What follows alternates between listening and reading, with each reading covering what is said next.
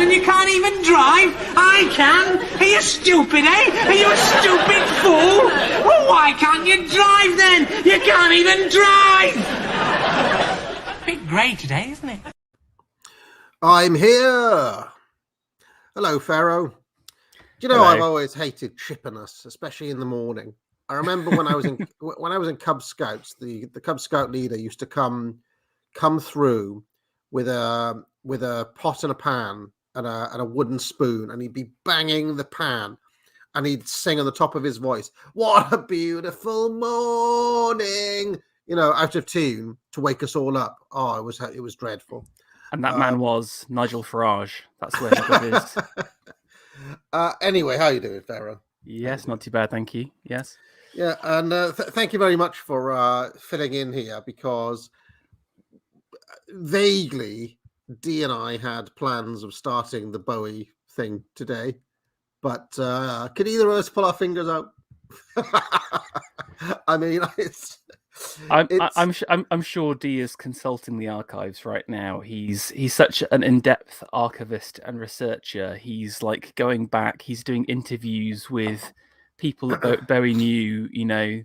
That's the level of research you get with the D stream. So. I mean, I will say it's not that we've done no prep. Okay, for a start, my entire life, but also I did send Dee a film from 1967 called The Image, which is one of the first Bowie. It's actually Bowie's first film appearance, but I don't know anything about it. So I asked him, like, can you please find out something about this? Because that's the sort of thing up Dee Street, But I want to make AA radio specials on Odyssey to help prep for the Bowie stuff, but I haven't had time, Pharaoh. I haven't had time. It takes actually quite a lot of time and effort to do that kind of research, and people don't really appreciate how long it takes. But the Bowie stuff reminds me of. Have you seen the new Sex Pistols documentary at all?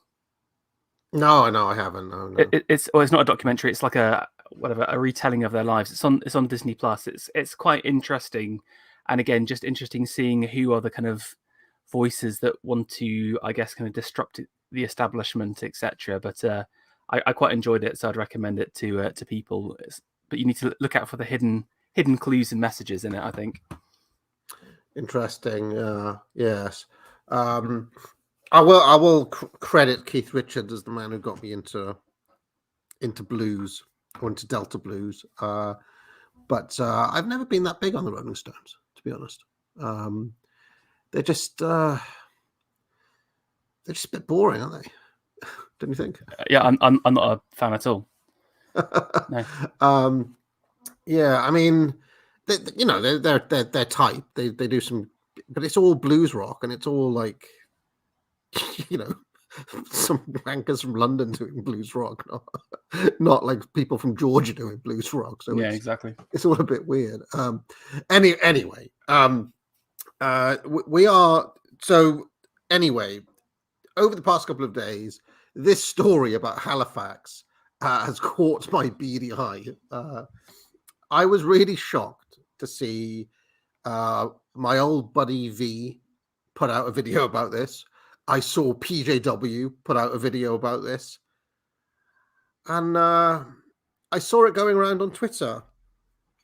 And I was just thinking, is anybody ever going to learn, Pharaoh? Like, I mean, the system's giving you a role to play as a kind of rabid gammon. And I've been watching these tropes of go woke, go broke play out,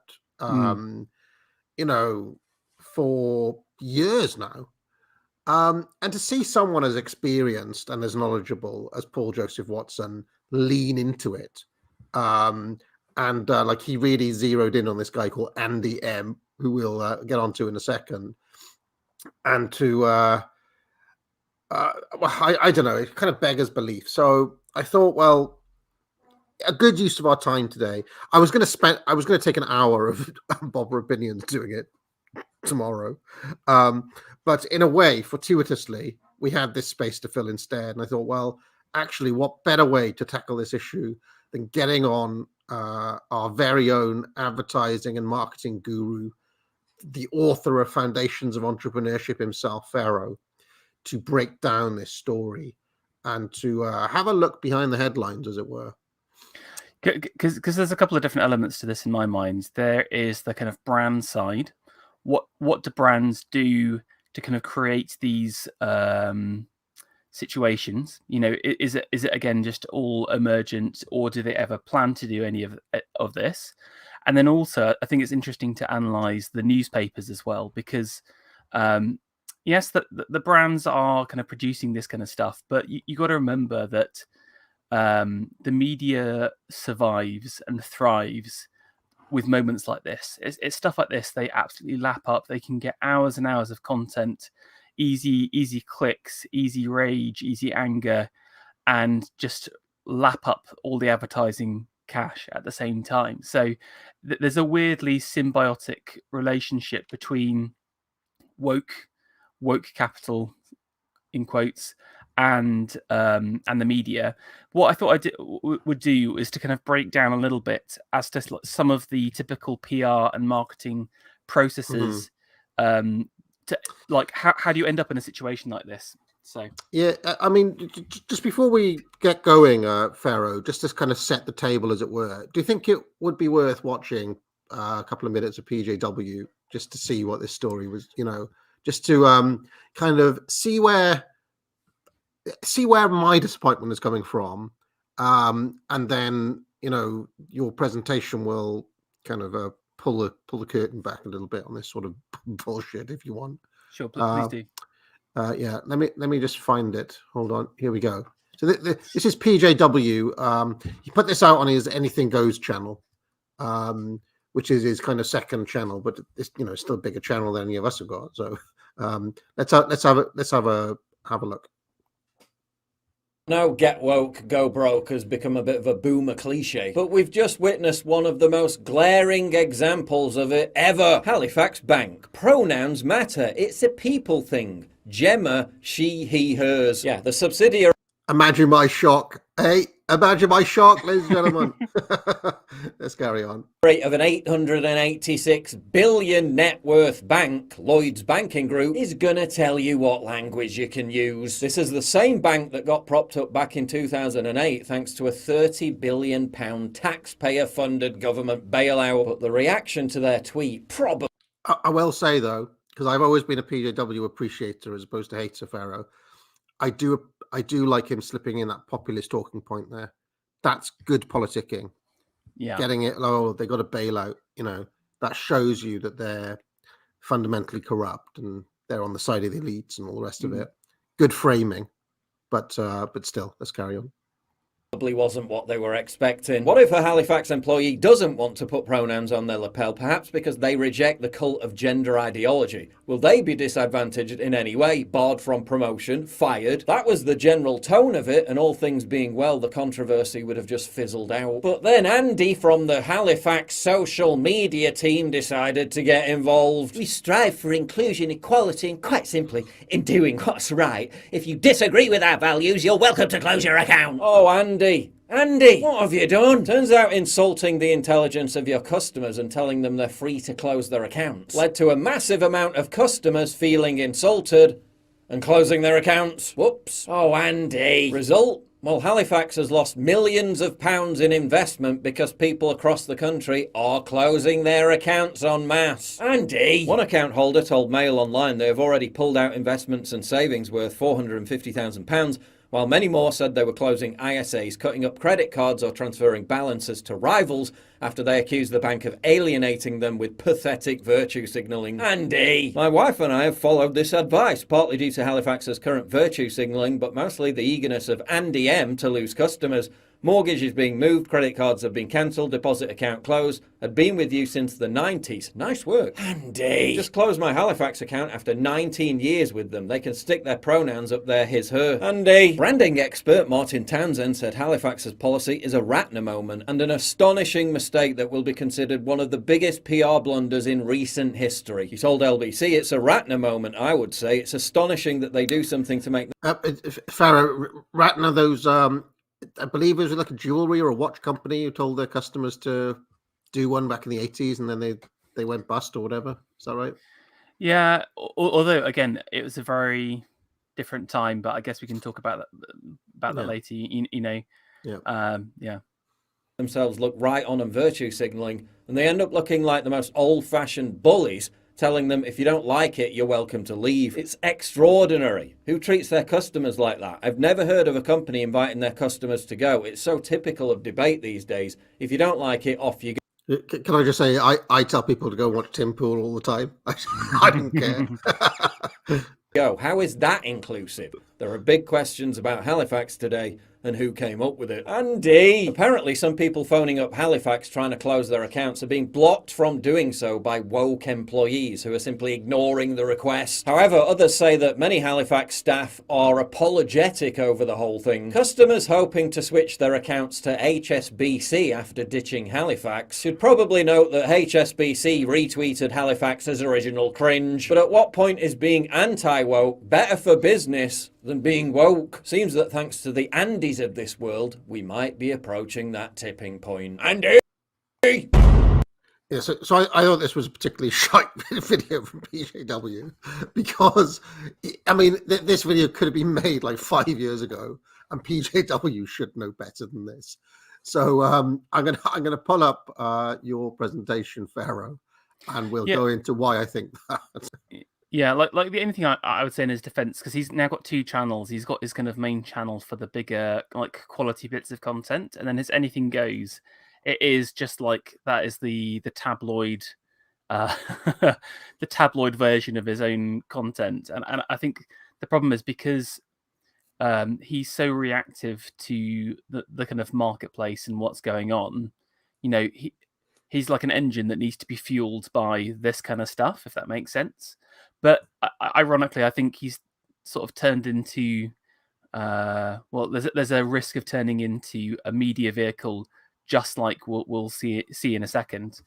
Now, I've called this section PR Stunts and Controversy just because this kind of idea of doing something that's outrageous or that's shocking to trying to garner additional attention is something that's gone on for years and years, literally since like the Victorian times. Basically, people like marketers have done something on purpose to outrage people and to get people talking about a certain brand. And so in my mind, this whole incident is a PR stunt of sorts. As you'll see in a second, there are some kind of organic elements to it at the same time. But if you want to move down a slide, what I've done here, I just wanted to talk about the briefing process for PR and marketing agencies. So what typically happens is that a large business like the Halifax or another kind of international bank will have an agency of record. So you've got the client at the top, the agency at the bottom, and often they'll kind of send out briefs to their different PR agencies within a specific financial year or quarter. So, for example, they may say, okay, this quarter is all about inclusion and diversity.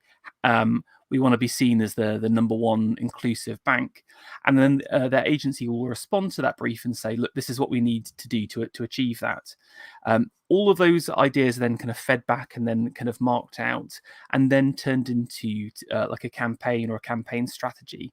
Now, that could be in the form of like an actual advertising campaign, or it could also be in the form of a PR team trying to get newspaper editorial. You know, the key metrics for a PR is like they call it reach, the number of people who see a story header, but also coverage in some of the top newspapers. That's the kind of gold standard for their industry.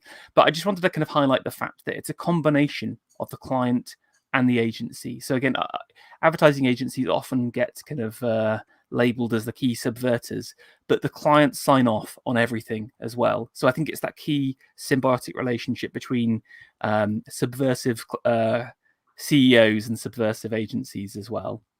Mm-hmm. Okay, next slide, because this is another kind of key element to it. I think all of these kind of PR stunts fall out in the following way, and it begins with what I call either a concept or a moment. So a moment is something happening in the in either the social media space or in reality. So for example, it could be in this case someone tweeting out that original tweet, and then Andy kind of coming back. Something's happened. However, there's also what I call a concept as well. Like a moment is something that's organic, that just happens naturally, and I'm pretty sure that like obviously someone chose to tweet out that diverse and inclusive message, but I'd be interested to know if Andy M was purposely and aggressively, because it's quite a harsh reply to those people, you know. So the question is, did he do it on purpose? Andy M is literally their social media account manager. Yeah, well, I would say that often they use like a pseudonym to protect their identities, and also they'll have multiple people manning those channels. So, for example, Andy M will actually be run by 2 or 3 low-level grunts. And again, they kind of plan out and map out what content he's firing out.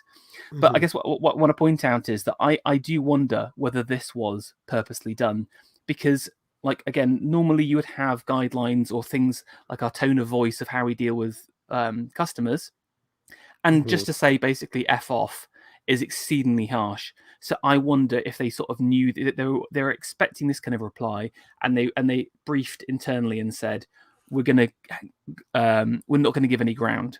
So anyway, this kind of moment or the concept happens at the beginning, but then a story is precipitated out of it. And again, this is what the PRs love to do. They want to get that first news headline.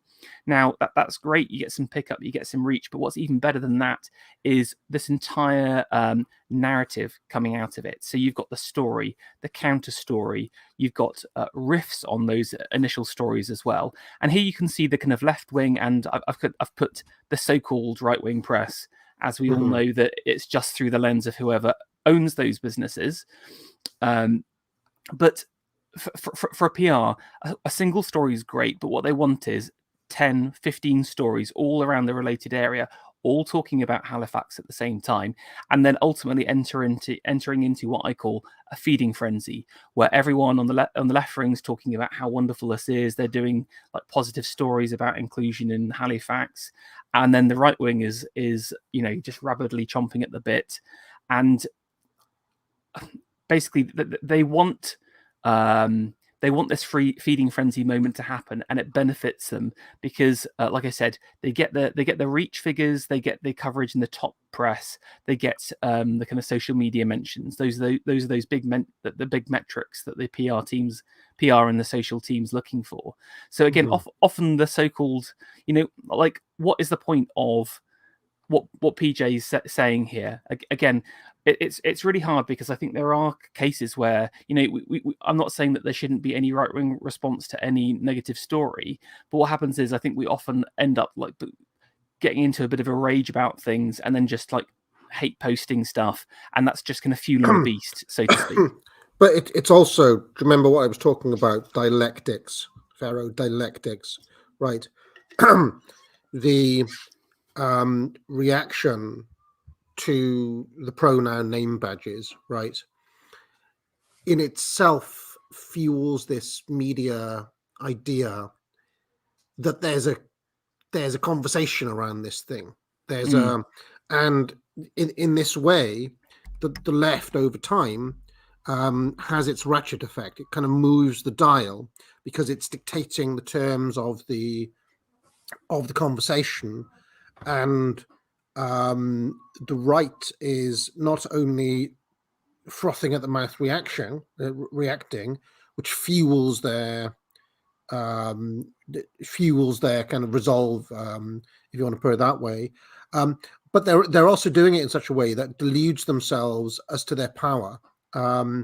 the thing that's always struck me about Go Woke, Go Broke is that it's a cope. It's such a cope, and it plays into the populist delusion that the people have power, right? That the disorganized mass could,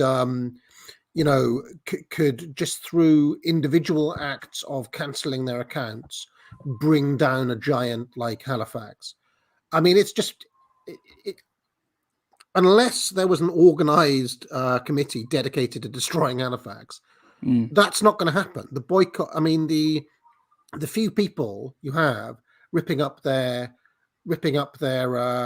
Halifax accounts and taking their money and sticking it in another massive multinational bank, who, by the way, have exactly the same values.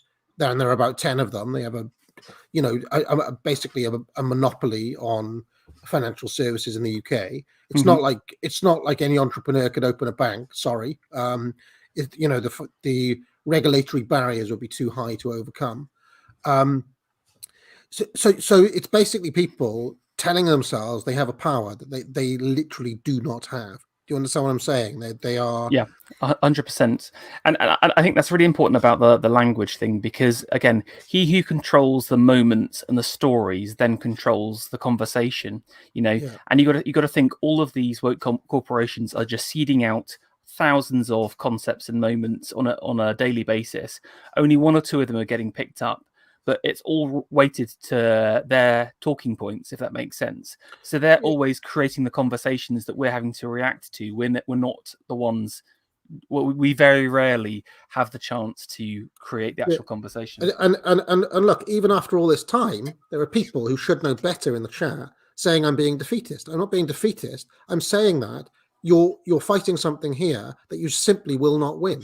The random act of cancelling, of moving a bank account from Halifax to Barclays is not going to bring down Halifax. There are millions of people who have mortgages with Halifax. It's not like these aren't things that are quick and easy to change. It takes time to change your mortgage from one bank to another bank. Even at this time, where they try to make it as easy as possible, it still takes time. There are, Halifax will be getting automatic payments from millions of customers around the UK. And what's more, they're not even independent. They're a subsidiary of Lloyds Bank, which is which has billions and billions and billions of pounds of assets. They account for something like 1 or 2% of the GDP of the UK. You can't just bring them down by saying, "Oh, we're going to go to a different bank." It's just folly to think in those terms. It's just not going to happen. Even if there was a run as well, PJW rightfully pointed out that the government supported and bailed them out. Why wouldn't they do the same? In my mind, I think it's delusional to think it's going to have a big impact. But I've got a few little bits of analysis on that later as well. All right. But I think people just need to keep thinking about this framework, and number one, understand the importance of controlling the story, and also like this. When we get into these feeding frenzies, I don't think it's the best thing to do. And actually, again, smaller critiques is a more effective way of understanding what's going on. Anyway, should we keep on going through? Oh, yeah, this is the other interesting thing. So I don't know if you know this, but people share content depending on the type of emotion or the type of mood they're in, let's say. And there's some really interesting results which kind of show some of the reasons why people share things. Now, unsurprisingly, joy is the number one reason for sharing. That's why kind of cat videos doing stupid things are always like the number one shared content. But take a look at the kind of the second and the third. It's sadness, anger, disgust, fear. It's those primal negative emotions that are also very powerful and also trigger sharing. So what a lot of PR and marketing guys will focus on is the joy, is the kind of happiness that you get, but they're more than happy to tap into the anger, the disgust, the dark fear. side. Exactly. And again, I really think with the response from Andy M, there was a decision internally to say, look, this could there was sort of this. You mentioned it with the Obi-Wan stuff as well. How they instantly reacted and say how everyone was racist against that female black lesbian Jedi or whatever her name was. And again, I thought, oh, this is like they've got a very big front against it already. And I do, again, I wonder again in that kind of case whether they had pre-prepared and said, look, as soon as we get like one racist message against her, we're going to do this big front, lots of content out there, and we'll get some press headlines again. So that's what. Whenever you see this kind of stuff, you've got to be suspicious about that it's being pre-planned. I'm actually convinced that they've learned from Trump, Pharaoh, that polarization is actually an effective strategy. Yeah, definitely. Like I think they learned some things from him. I don't know. Obviously from the other side. Yeah. But also, unlike Trump, who was not in power, this cannot be overestimated at this point. They can get away with it because the half of the population. Sorry, excuse me. When it comes to some, hold on. When it comes to something like having a bank account or having a mortgage, the half of the population they piss off literally don't have another choice. There is no anti-woke bank to go to because they're all fucking in on it together. Why? Because they're a cartel. It's basically impossible to break into building societies and banks. I think the last bank to break into the UK high street was Santander, right? Who were already a massive multinational organization. It's just that they managed to get into the UK market. It's not possible to just open up the based bank. They literally won't let you do it. If we wanted to, the regulators would stop us doing it because we don't comply with all of the things. And guess what? One of the things they have to comply with is diversity, and there's something called ESG, which is it's not mandated by the government, but it's like a kind of it's like a virtue signal point that they have to do for shareholders, and I think it's a UN thing, but people should have a look into that. I think it started in 2006. Mike mentioned it in his woke capitalism video, and so the point I'm making is that whereas Donald Trump genuinely was losing the other half of the voters with his polarization, for these guys is actually cost-free because it's just an exercise of power. It's a flex. When Andy M told customers to bugger off, it was an assertion of dominance because it's like, well, what are you going to do, fucko? What are you going to do, pleb? And it was really interesting. They mentioned about that. Was it the Diamond Watch Company or whatever before in the 80s? They did something similar. Whatever it was, the Ritter moment. But again, in the 80s, I think there were less monopolies, and so that was an example of a business that could actually fail. As we've seen in the past, the government's not going to let the Halifax fail. Like you said, all of the regulations are in place. Again, the market's totally rigged in the financial space. So there's literally nothing you can do. I think in my mind, worryingly, we're seeing more and more monopolization of the marketplace as well. You can see it with cars, you can see it with even with fashion. If you think about designers and stuff and how that all catwalks, etc. I'm trying to think of what markets aren't monopolies or have very restrictive barriers to entry to now.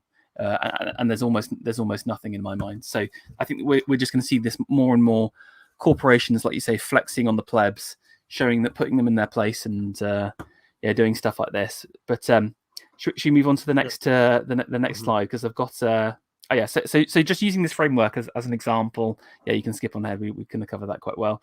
So obviously in my mind, this is the kind of initial moment where you've got the kind of initial post, but like I said, that they'll have often what these guys will have is something called a content strategy. It's something that you will learn about if you buy Foundations of Entrepreneurship, where you kind of map out for an entire quarter or year what content is going where. So, for example, for Pride Month, maybe they're going to be tweeting about trans stuff.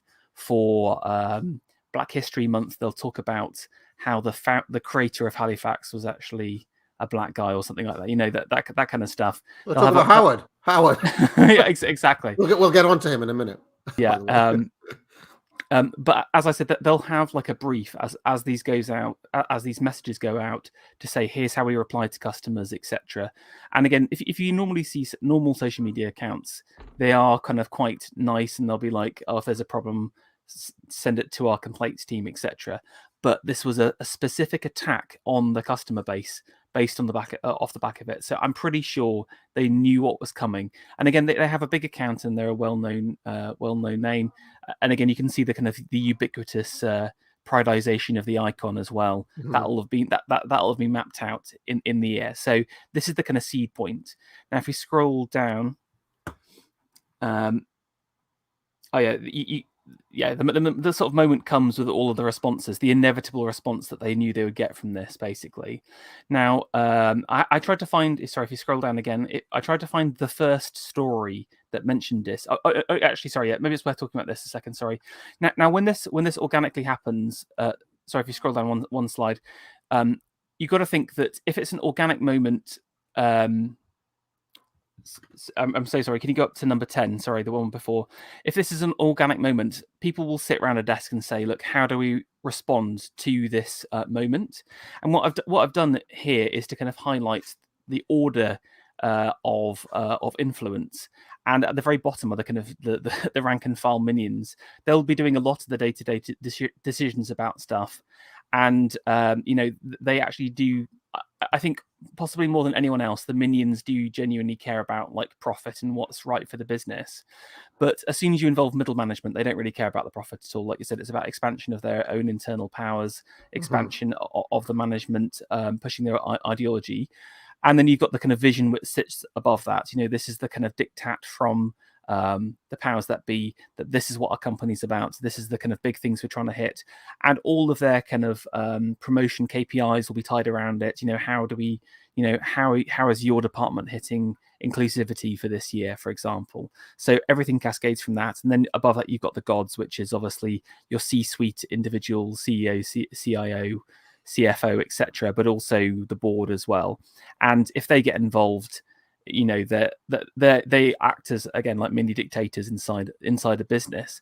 And what happens is, as something gets more and more high profile, it kind of goes further up the pecking order. And again, you know, you may, for example, with the Gillette issue, the CEO literally got involved to give his opinion, and his opinion was, I don't give a crap. It was worth doing it, and I would do it again, basically.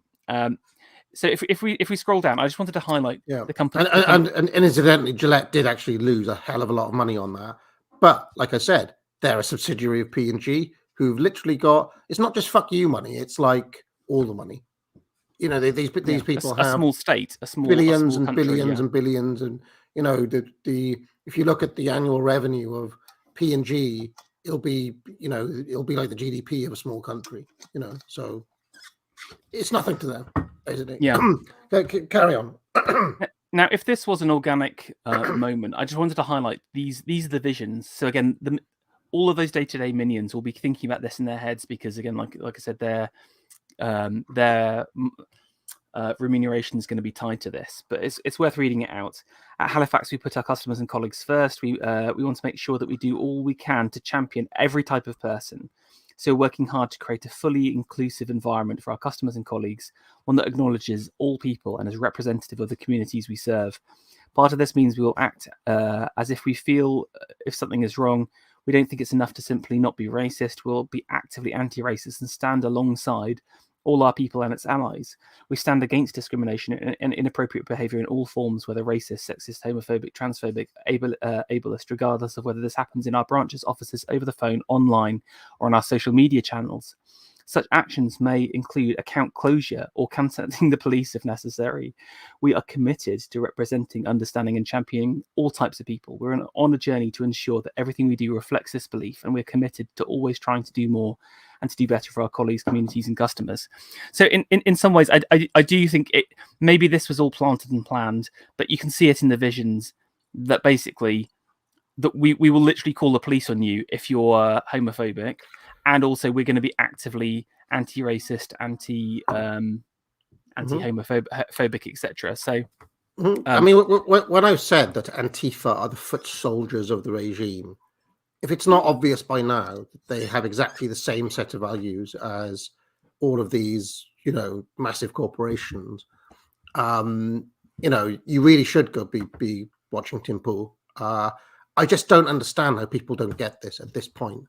We live in a totalitarian, anti-fascist state, which is defined by that very statement. It's not just enough, Pharaoh, to not be racist. You have to actively be anti-racist. Do you remember back when people used to talk about compelled speech? Right? Yeah. Jordan Peterson and Sargon and so on. I mean, we moved past that very quickly, didn't we? Because now it is like, unless you actively signal your support for BLM or for Pride or whatever, we're going to have your job, basically. Yeah, so in the context of this vision, which again would have come down from the gods down to all the minions,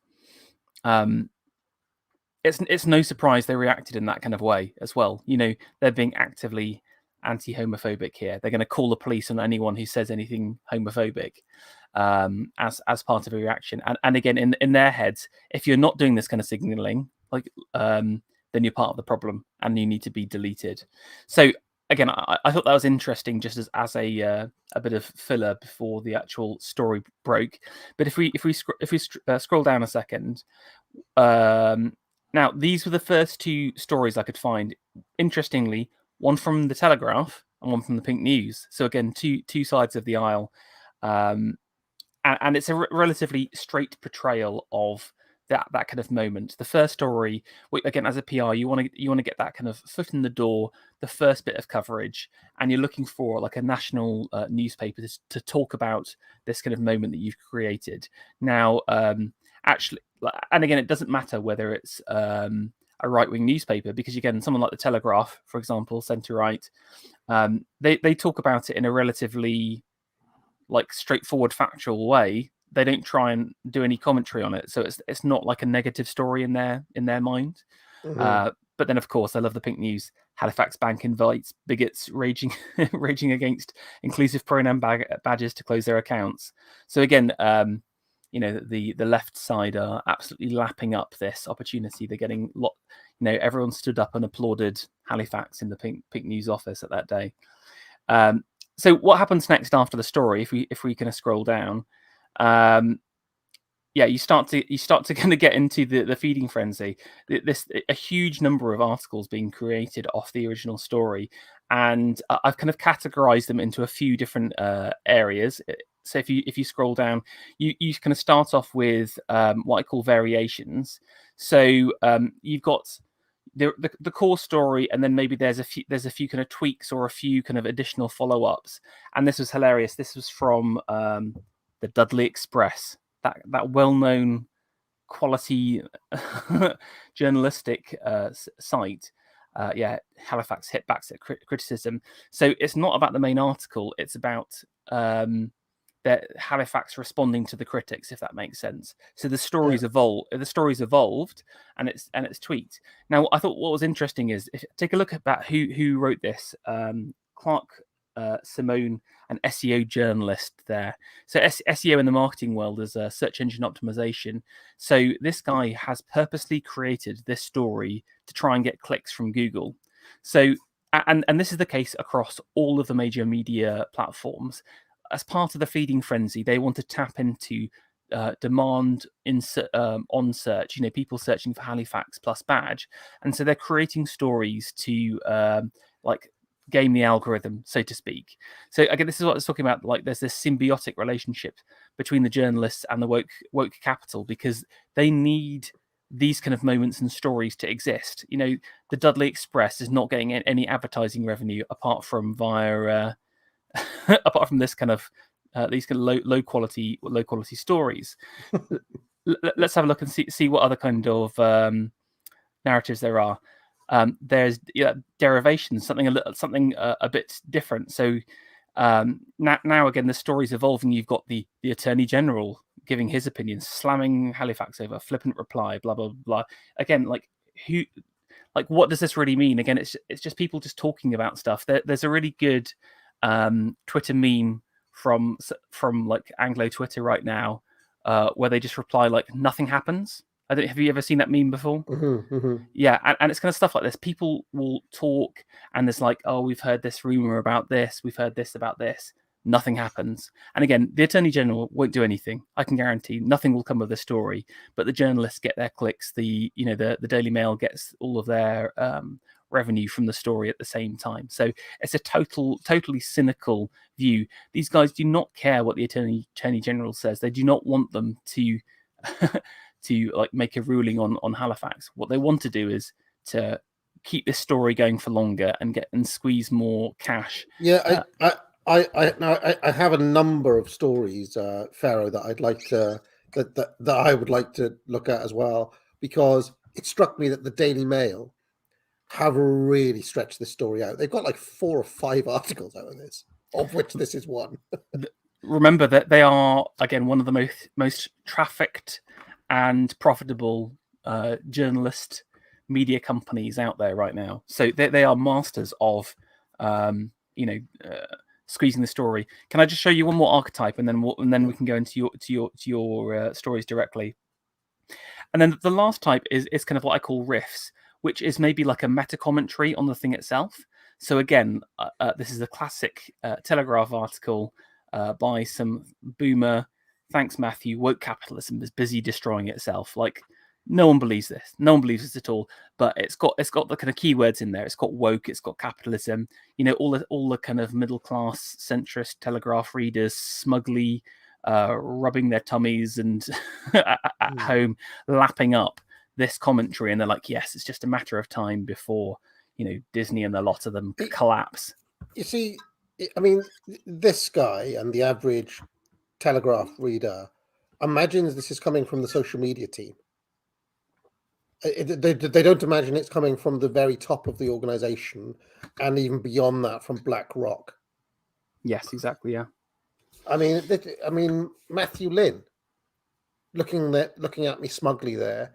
I mean, if I sat down in a room with him and we talked through the structure and we looked through some of the statements that come from who you call the gods, and people like Larry Fink, who own 5% of each of these companies, what would he tell me? What would he say?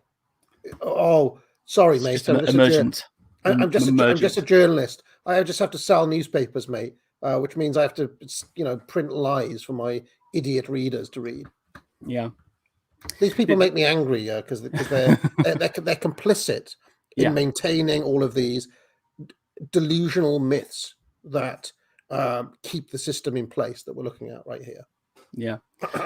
Just one thing, just to kind of show that this was tied into the original article. Look on the left-hand side, related topics, woke, HSBC, Disney, and Halifax as well. So do you see what I'm saying? Something like the Halifax story will be looked at by the editorial team, and they'll be like, oh, there's a lot of buzz around the Halifax story.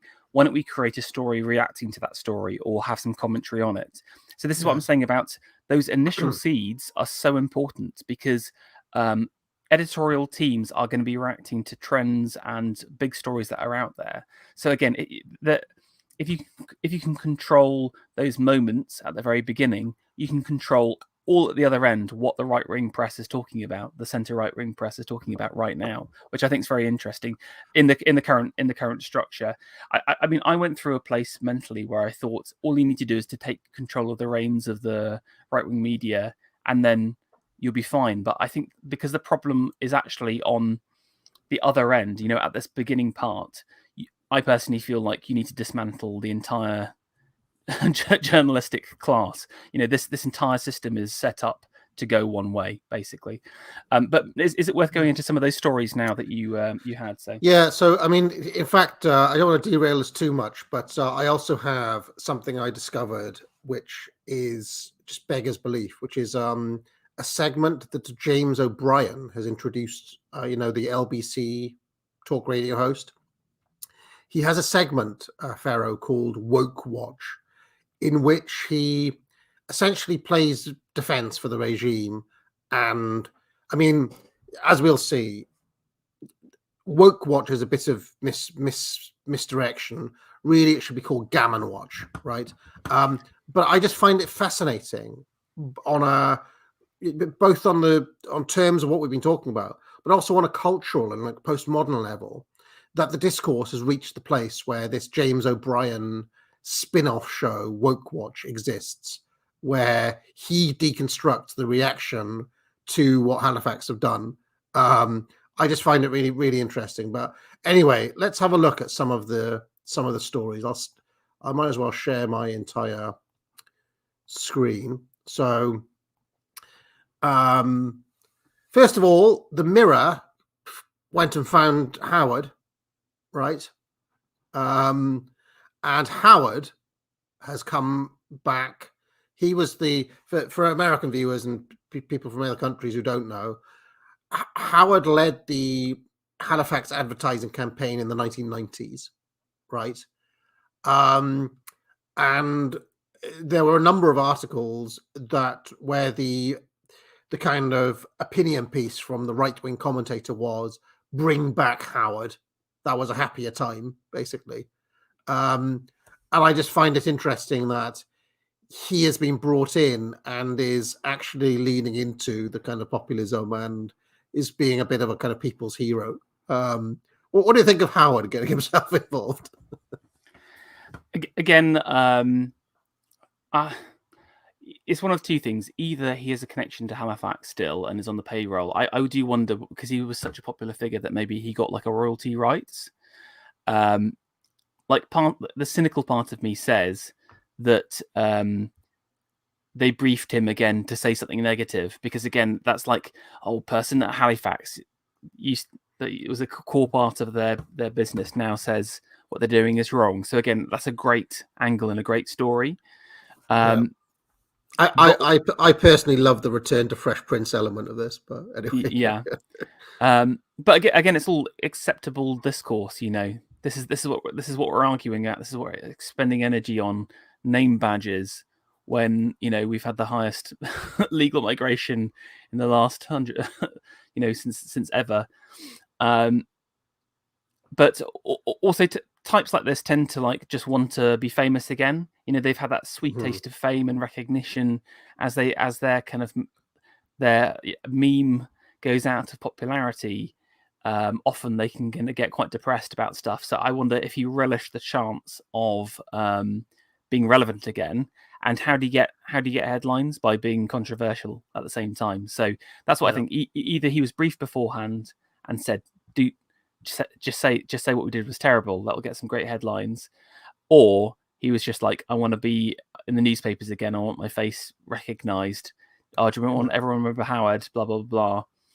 Yes. So it could be that. And I will say, a number of journalists did this for him already by saying, bring back Howard, and then lo and behold, there he is in an exclusive in the Mirror. So there we go. And then Mail, Exodus from Halifax over Banks work badges. That was the first of about 5 stories they ran on this. Sorry, there was 1,000 shares on that again. So significant, I would say. That's going to give you a reach of like 100,000 people plus. Halifax embarrassing woke attempt at a conclusion alienated everyone, says Carol Malone. Notice the framing, by the way, is so weak, because she's basically saying that the whole concept and agenda of inclusion is fine. It was just the execution, right? This is what the establishment right always do. They find some little nuance to nitpick at and try to make out that it's that, not the whole fucking caboodle. The fact that we're having this conversation at all in the same country, these people will be shot. Sorry. Let's carry on. Corporate woke virtue signal in Halifax introduces pronouns to staff name badges. What was really funny about this? Author Douglas Murray weighs in. It's Douglas Murray. Thanks, went Douglas. On Australian, right? This is the Australian Sky News, right? And this is how you know that this is 100% establishment, because I have come to see Douglas Murray as being like the willful patsy of the regime in all ways. I used to think he was a lot more sound, but he has definitely shown himself to be 100% regime. Would you agree with that? Yeah, 100%. Look at that smug face. I'm sorry, just you need to zoom in on it, because it's just he's so pleased with himself to be able to go on. And then again, this is perfect for him. It's totally safe. It's non-controversial. You know, he can talk for 10 minutes about this terrible corporation, what they're doing wrong, get his paycheck, plug his book or whatever, and then, you know, go home laughing.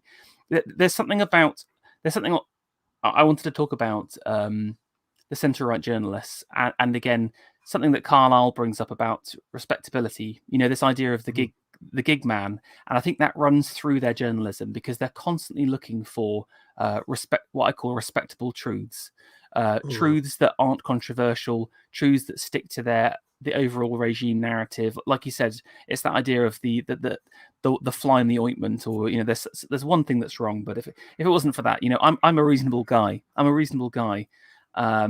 And this, Yeah.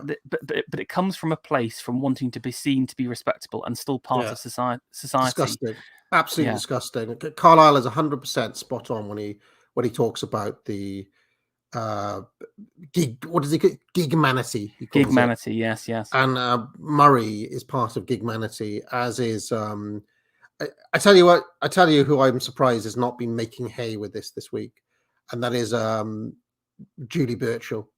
I thought she'd be all over a story like this. This is perfect. This is absolutely perfect for her.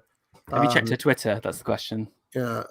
So anyway, obviously GB News ran with it. Shame on Halifax in a time of financial uncertainty to be so brazenly bigoted and condescending, says Murky McCrory. So also the use of bigoted as well, using their language again. Yeah, bigot is their word. So they're using classic black lesbian tactics here. Here's Mercy McCurry, based woman of color, and you know, she's basically saying that you know, we don't have the luxury to, you know, Halifax shouldn't be doing this because you know, the economy is going to shit, and that really matters. So a bank should be more responsible. And if you read this story, she repeats the adage "go woke, go broke" springs to mind. You know, you can say it 100 times; it doesn't make it any more true, Mercy. But in fact, it strikes me that it's a very good business model to continually tell people, you know, that they have hope of you know, making Halifax go broke. You know, in 50 years' time, when Halifax is still here and you still have your mortgage with them, you know, I'll say, oh, well, do you remember, by the way, 50 years ago, there was that whole controversy over the pronouns, and everybody said, go woke, go broke. What happened to that then? Oh, right. Halifax are bankrolled by one of the world's oldest and richest banks. You know, I mean, it's just... anyway, here's the Telegraph, who are doing the very telegraphy thing of strafing Halifax from the left. No, you're the fascist. The left are the true fascists. Here's Camilla Tomini, an associate editor with the Telegraph, and look, it's even tagged as gender pay gap. Woke Halifax seem to have a problem with women. Absolutely tragic. Yeah, this is so sad. I mean, this is meant to be the establishment centre-right newspaper for thinking people in the country, and they just use it to push feminist talking points. And then, even more tellingly, the Times has basically the headline: "Firms applaud Halifax's inclusive pronouns badges." In other words, power approves of this, and therefore, you know, it's pretty much right on. And it's interesting because the Sunday Times is a paper read by the sorts of people who run these firms. So it's basically, you know, it's basically the closest thing to being like the neoliberal centre. The Times and the Financial Times, I would say, are the kind of neoliberal HQ. Would you agree with that? And they're basically saying, like, listen, they're the audience that really counts for this. Because again, like, even if, let's just imagine for a second, Halifax did go down, the CEO and the C-suite team would never be responsible for what happened. They would never lose their job. They would just be parachuted into another one of their buddies' positions. And again, if you see how they select CEOs these days, or again C-suite people, it's all about connections, networks, etc. And so long as the network's strong, that's all that matters. So that's why, as long as the firms approve, that's the key thing that the CEO is thinking. Even if I lose my job, I'll find one almost as better, probably better paying within a month. As they love a martyr. So, and now we have, really, for me, the cherry on the top of this story, which is the James O'Brien segment. Let's just watch a little bit. We won't watch it all, but let's just watch like a few minutes of it, okay? Woke Watch. The Halifax Bank, where I don't think I have an account there anymore, but I certainly did. It was in the little bullring in Kidderminster when I was growing up. I had all my first bank accounts at the Halifax. Let me get this story absolutely right. Exodus from the Halifax over bank's woke badges. What are you cross about today, lads? Badges, James. Pardon? Bad badges. Oh, what's written on the badges? Is it something bad? It's my name, and I can, if I want, put pronouns on it. Well, what do you mean you can if you want? Well, I don't have to. But if I work for the Halifax and I want to put my pronouns on my name badge, under my name, I can if I want to. Now, that's outrageous! How can they contemplate such a disgusting assault upon our British values? Can we stop a second? Sorry. Just to kind of critique him again. It's interesting. He's taken stuff that people wouldn't have necessarily known about, the fact that it's not compulsory, supposedly. But the rage at this story was Halifax's reaction to it. But he's managed to flip the narrative into being a you're the one that's unreasonable about this. It's just a normal thing. It's just a normal thing, and people have the choice to do it. So you're actually cutting down on choice. So again, I mean, James has just got such a punchable face, don't you think? He's just such like a puffed up. Yeah, and he this is classic centrist liberal tactics. Minimize the issue. It's a you problem. This is basically what he's doing here. He's reframing it to make it, to give it the most reasonable possible spin, thereby trying to knock the wind out of the sails of anyone who was angry about it in the first place. Yeah. I've seen interesting variations on this strategy recently. There was a story doing the rounds the other day talking about how it's perfectly acceptable and fine for like drag queens to do shows for children. Did you see that doing the rounds? It was like in the Metro or one of those sorts of papers. Yes, yeah. And if you read the comments and the framing of that, they were trying to make the argument that it's been with us for a long time, the pantomime dame, and that is again taking the most innocuous and the most kind of acceptable face of something, and kind of misdirecting people from what people are really angry about, which is the sexualization of young children and things that are obviously inappropriate for young children, i.e. any act which has sexual elements before they're 16, 18 years old. And it's the same thing.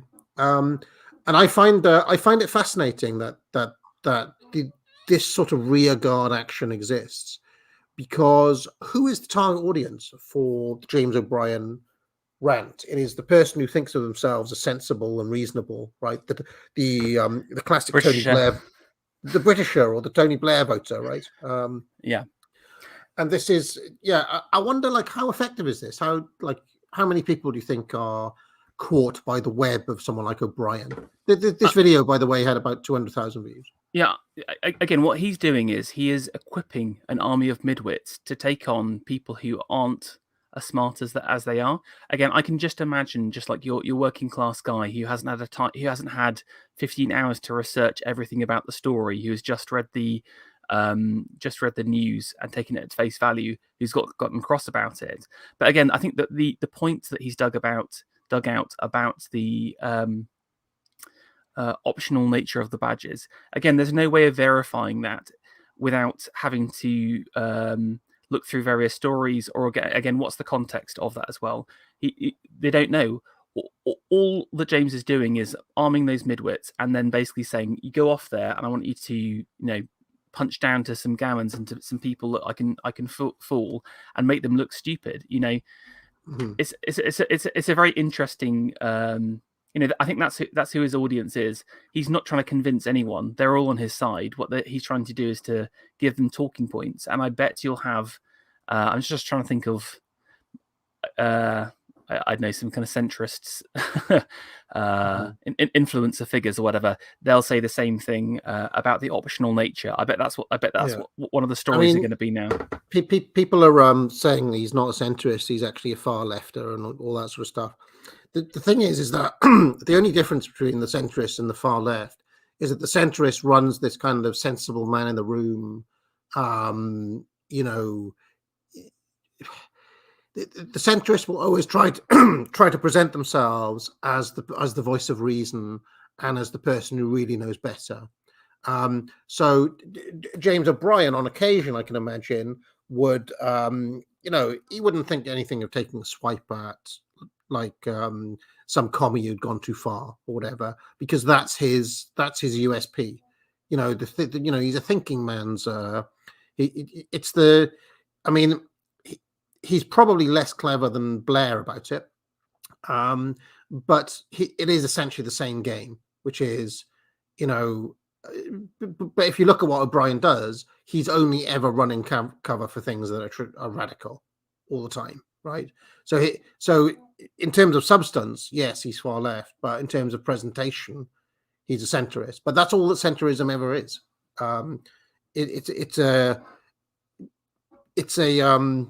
It's kind of default defense of the status quo as it stands right now. And because our status quo as it stands right now is, as we talked about earlier on, a totalitarian anti-fascist state, that means James O'Brien will be default defending far left values, because those are the values that the power structure holds.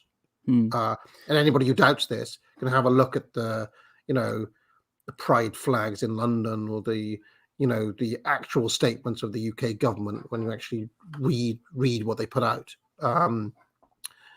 or of any corporation, or of anybody in power, or of the Church of England, or of any of the tentacles of the beast.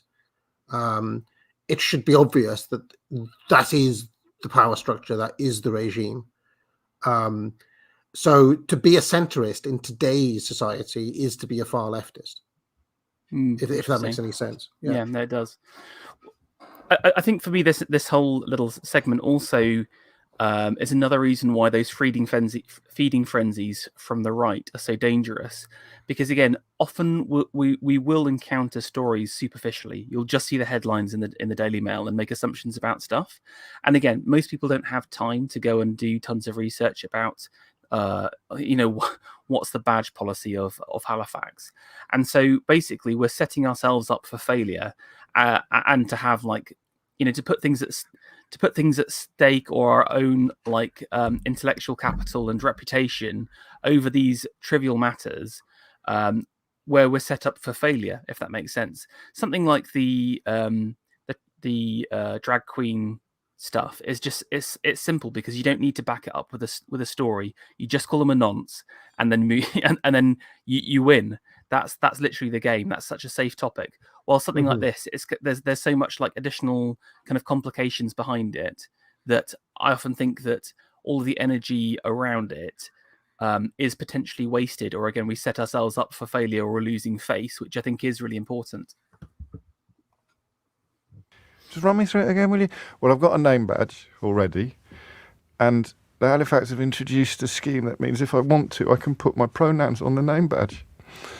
And I don't know what I'm going to do. It's the worst thing that's ever happened. Who's cross about this exactly? The people who've got the choice of putting their pronouns on the name badges. The people who actually wear the badges. Are they the ones who are cross? No, apparently not. It's other. So who is cross? Well, let's find out. Back to today's Super Soaraway Daily Mail. One of Britain's biggest banks has seen a mass exodus of customers after it told those who disagree with its latest woke policy to go elsewhere. So I think can we have a hit on that? Its latest woke policy? Woke Watch. Oh, now it gets interesting. Many have told Halifax they are closing their accounts after bank staff were encouraged to display their preferred gender pronouns on name badges. How do they know that? I hope they haven't just been sniffing around on Twitter for angry people and taking them at their word and reporting it as if it were actually gospel news. Let's find out in the very next paragraph. More than what? Yeah, so I mean, you get the idea with this. He's now going to deconstruct the lazy journalism of the Daily Mail, and call it out. You know. Yeah, and again, this is the problem. Those are our sources. It's kind of like if you go out on Twitter and make a big deal out of it, you're staking your Twitter reputation on on the journalistic quality of the Daily Mail. I think it's just so dangerous for serious people.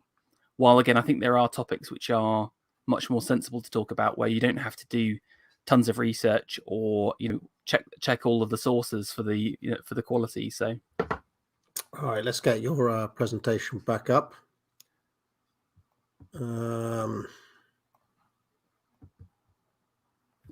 There's smug face again. So yeah, and this is what I'm sort of saying. So basically, I think journalists like to see themselves as telling truth to power and as some kind of almost philosophical searchers for truth, but they really don't. In my mind, the journalists do not look for the capital T truth. That these kind of bigger transcendent truths, either they will find respectable truths for their various parties. The Telegraph is looking for will present you with a story that is respectable within their circles. It's against it, but also it doesn't really decry anything bigger than that. And the same thing from the left wing side. You saw from the Pink News, that's what's respectable in their circles. The journalists aren't trying to ask bigger questions and say, what's happened with society, what that this has even happened, or this is a priority. None of the bigger questions are being answered. It's always this kind of skin deep bit. Or conversely, you've got this kind of large section of journalists looking for the saleable truth. Those SEO journalists, as I said, that was absolutely horrific. People whose job it is just outright to generate money. Like that is their one job, to harvest the clicks and outrage of people. And that is the two types of journalists out there, and that's why I feel like the entire class is defunct. Now, I think where YouTube is quite different, or those individual people are different, is because there are people who fall into one of those two gaps. Again, Tim Pool has a certain air of respectability to him as well. Like, he's trying to create that respectable content rather than trying to get to the fact of the matter. But because the networks are smaller and people are in control of what they can put out, they don't really fit in the traditional journalistic archetype, if that makes sense. So I think we just need to basically abandon all forms of traditional media. In my mind, I think the only respectable form of print media is like zines produced by groups of 4 to 5 artists or something like that. People who are free from the financial controls or financial manipulation. Anyway. Yeah, I mean, who do you think? Because I've been making this game, Pharaoh. I've been making an RPG. I don't know if it'll ever see the light of day, because I've only done a few screens and it's taken bloody hours. But in it, you play as somebody who's trying to save the West from the regime. And I said there's a spiel about the regime being like an octopus, which has 8 tentacles, the Crown, which is the government, the Chamber, which is the permanent civil service, the bench, which is obviously the legal apparatus, the church, which are basically corrupted churches, like churches that have been corrupted by wokery, whatever.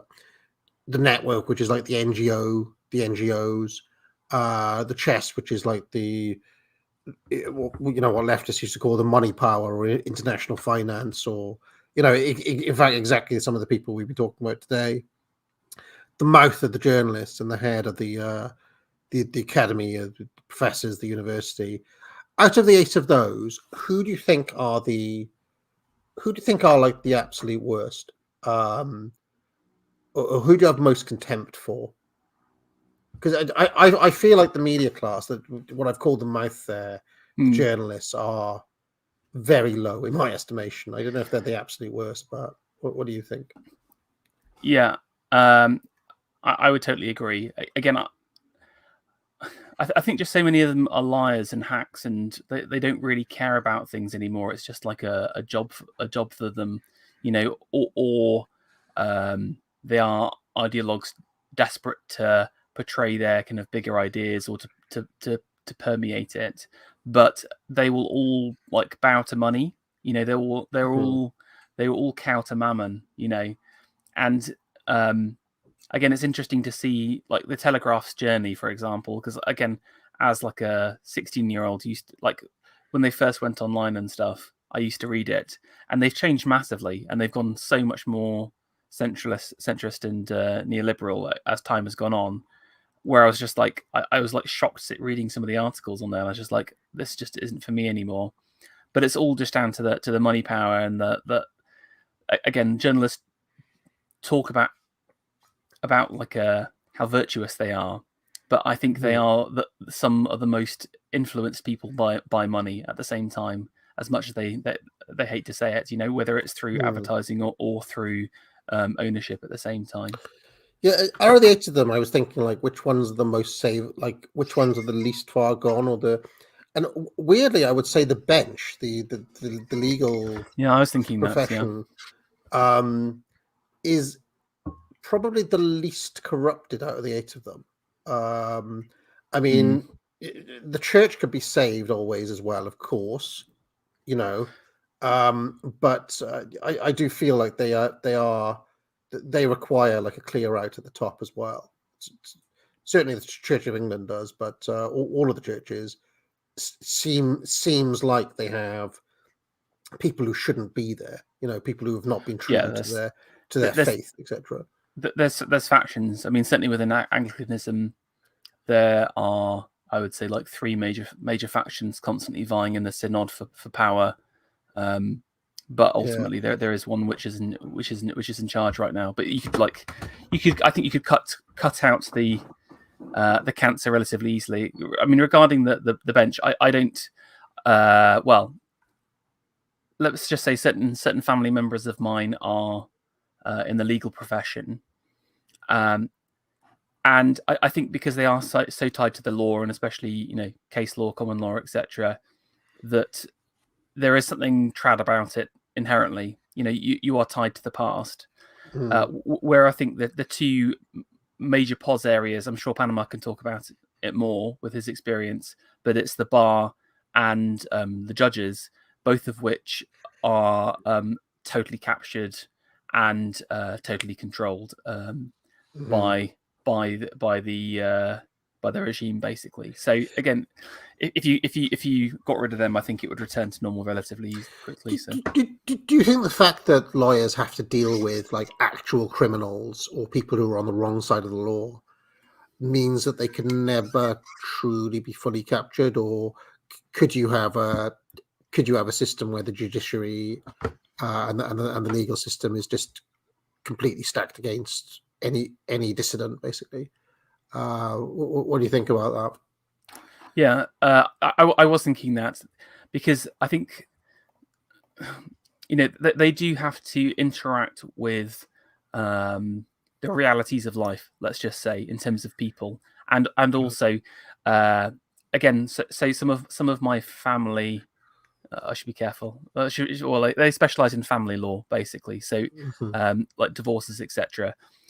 And again, you just, they on a daily basis hear like the kind of sad stories of desperation and misery from the various like failed marriages, etc., that go on a daily basis in today's society. And that affects them, but they're also influenced by the law as well. So again, if you changed, if the law, it would be like, I think you need to have a revolution, because not like a revolution in the legal sense, because there is so much of this like old law knocking around still. But if you got rid of it all, then they would be captured. But until that moment's happened, like we often make a big deal of the Supreme Court. It doesn't really affect that much of law, if that makes sense. So you would need to have like a root and branch rehash of the legal system to posify it, if it makes sense. But I do think there's a lot to it, which is like a rock. I mean, this may be interesting, but in my reading around, the mid-century Germans had the biggest trouble with the legal profession, and with lawyers and with judges and things like that. Even ones who were like fully paid up SS members and things like that. So I just wonder whether it's always the most difficult, of the eight of those that we've identified. Obviously the network, the NGO thing is a tool, or is a kind of is an attack dog for what I call the chess, the money power, who also, I would say, have captured the government, and the civil service, really. But I feel like it's always going to be more difficult. And I think even today, if you look at like Erdogan or Orban or any of these people who have more like autocratic tendencies, they have the biggest problems on the legal side with people who are just entrenched in the system, who stand by principles and things like that. Which is not to say that I'm defending lawyers, because in another sense, they're some of the worst people in the entire world. But I'm just saying that there seems to be deeply embedded reasons why you'd have a much bigger problem with them than with, for example, journalists who in practice have been completely supine and to power. The journalists will change on a dime, while I think the legal mind is a lot slower, and part of that's mainly so they can charge out more hours to their clients. That's all I'm saying. So yeah, okay, let's carry on. That's right. So what happens next? Yes, so this is my kind of Mystic Meg. These are the three scenarios of what we'll see in the next couple of weeks. Either we'll see a double down on the situation, a support and forget but no regret, or we'll have a stop and recant. So the double down is obviously when you'll have someone like the CEO coming out saying, we think this is a super important issue. This is a core part of our company values. And as part of that, they'll do a new campaign which kind of goes off the back of it. So again, maybe they'll do like an advertising campaign talking about pronouns. They'll bring in some influencers, just like they'll get some kind of non-binary person to talk about how it's so important to be seen in a Halifax store or something like that. And out of the three options, I think that's possibly going to be the most likely in this scenario. Just look at the values. They've made it clear that this is exactly what they think, and actually they should be doing more of it. The support and forget but no regret is kind of interesting, because that's when they basically try and put it under the carpet, but then they just never apologize for it anyway. So again, I would say that's what happened with Gillette. Lots of bluster. They wouldn't promote the story. They don't try and mention it. Their PR agencies will try and spike anything that's going around. However, fundamentally, implementation would just continue. So they still get what they want. Just no one's talking about it at all. And then eventually it will happen a couple of years later. Someone will bring it up and the CEO will be like, oh, we were so proud to, be the first big bank to have name badges with pronouns on, for example. And then finally, the stop and recount, the right actually winning one of these things. I mean, it does happen, but it's like once a year, and even then, I feel like the victories are are only allowed to make sure that people don't explode. So Now, PJW went very hard on Andy in his video. Do you remember? Oh, Yeah. Andy. Right. Do you think Andy's going to get fired, or do you think he's going to get promoted, or do you think he doesn't really exist? Well, like I said, I think the social media team will probably get like a bonus of some kind for the amount of coverage they managed to get out of it. But I'm sure that they would have been briefed beforehand, so everyone knew what they were going to say beforehand. There's just been too many gaffes in the last 10 years. There's been a lot more control from a brand perspective on who's in charge of the account. You know, like did you see the guy who was it was like some kind of peanut butter company that had began his post with an N, not realizing what would happen next. That was quite funny, and then had to delete all the posts. When they start deleting the posts, you know that wasn't planned, basically. Right. You know. Yeah. Why? What was he thinking? I don't really know, and I didn't really understand the context of what he was saying. It sounded like something totally different. But again, you know, a lot of social media companies will try and give brands like an edgy nature or a bit of character to try and get more shares and to try and get more conversations. You know, this is a classic thing like 5 years ago where, you know, McDonald's and Burger King would be having a spat on Twitter, etc. And it's just kind of like two sassy gay men having a cat fight in a pub in Soho or something. I don't know. Can I just say that personally, if I ever receive an email for someone who's got pronouns in their name, I just lose all respect for them and can't. I mean, I have I don't know. I had a few loose ends. I've got a chapter coming out with some some Shakespeare thing coming out at some point. And but it means that I've still had to deal with them. And they've been sending me emails with he, him, with pronouns. And every single time I send an email, I'm as curt. Yeah. I'm just using all my restraint not to just say, "What the hell are you doing?" Just have some dignity and self-respect, you fucking cuck. But anyway, these are the people responsible for it, ultimately.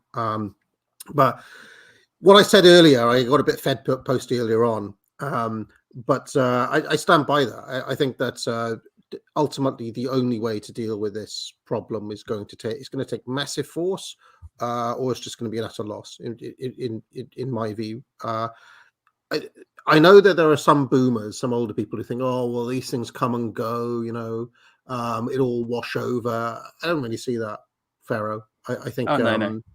I think that they are entrenched. They're dug deep, and it's going to take methods that people find. It's going to take methods that, broadly speaking, are beyond the pale to deal with this problem, or it's not going to get dealt with. And the longer it doesn't get dealt with, the further away the West becomes unmoored from its kind of moral center. Because imagine then being part of a generation who's used to having the pronouns next to their names. Imagine a school register where it's got Laura, she, her, Bethan, she, her. Anyway, let's carry on. So what are the consequences of this? I've tried to do a bit of analysis as best I can do. We won't know till next year to see the supposedly hundreds of thousands of pounds that have been withdrawn from Halifax. But a couple of things, and these are kind of few tips that I'm going to go through in a bit more detail on foundations of entrepreneurship. The first thing is using Google Trends to see how people are talking about brands. So one tool that Google offers is the ability to kind of search for a certain brand or a certain keyword, and you can see relatively how it's performed in the last year. You can see Halifax over the last year has sort of kind of been on a bit of a slope down. This is all relative. They don't have the full number of searches.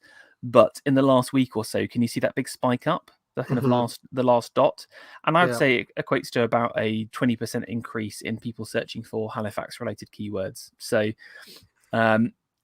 in terms of like raw people who are talking about and searching for Halifax, it's massively gone up. So that's certainly a big positive. If for those guys, if we scroll down, I tried to pull out the share price. Now, obviously, due to Biden's America, we're now in some kind of share terminal decline. I'm not really big into share numbers. It's hard to tell because this is obviously like a 3-month period, and it has been going down. But in my mind, it doesn't look like the share price has declined Mm-hmm. more than it was going down already, if that makes sense. Yeah, and I mean, I can't reiterate this enough. There will have been literally 100 people who exchanged on their houses yesterday, and whatever money was lost by that bloke ripping up his contract on Twitter, was replaced immediately by somebody else getting a new mortgage for the first time. 450 grand. It's not even a drop in the ocean with these people. They literally couldn't care less. Especially when you start understanding how they interface with things like the Bank of England and the money supply in the first place. I mean, there's just no, like, you cannot bring down. This is their system. This is the banker's system, is what I'm saying. So the idea that a few people cancelling their accounts on Twitter is going to have a major impact on a bank like this is kind of laughable. I mean, I don't know what kind of size of event would need to happen for a firm like Lloyd's Banking Group to really start feeling it. How many people do you think would have to shut down their accounts? Yeah, Million, 100,000. I mean, maybe then they might wake up. But if it's just a few people, it's just they can book that any day of the week. Yeah, 20. I think you need 20%, and then all that would happen is that the government would bail them out, or they would get, Vanguard would buy. They would take it private for a while. There's literally no winning playing their game. I think basically. I mean, go woke, go broke needs a scalp, right, in order to actually have an impact. Okay. But even then, it needs to be prepared for the fact that if one company falls, you don't then expect all the other companies to say, "Oh, yeah, we're going to abandon it all now," because their whole thing has been to quadruple down, quintuple down, right? I mean, I can't think of a single example of a major company really having a dent. Like, I mean, Disney, right? What happened with all of the pedo stuff from a couple of, like, has that closed Disney down? Have they? But yeah, lost money. I mean, what's any of it? Again, due to those management feedback systems as well, like no one in middle management would have been fired for anything that went wrong. They would have just been moved across, or they'd moved to a different business. There's a real problem right now.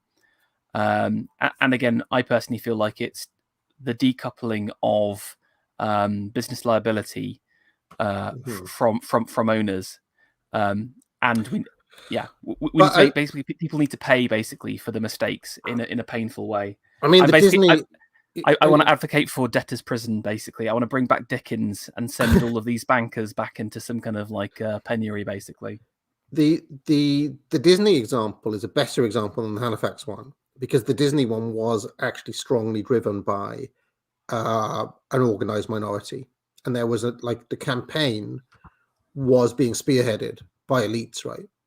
But in that case by Ron DeSantis, and had a bit of machinery behind it. Okay, in order to get that 100,000 people to actually close their accounts in Halifax, you'd have to campaign, you'd have to ring people up, you'd have to generate outrage, you'd have to literally be on it 24/7 for a few months, make it like your only thing for a while.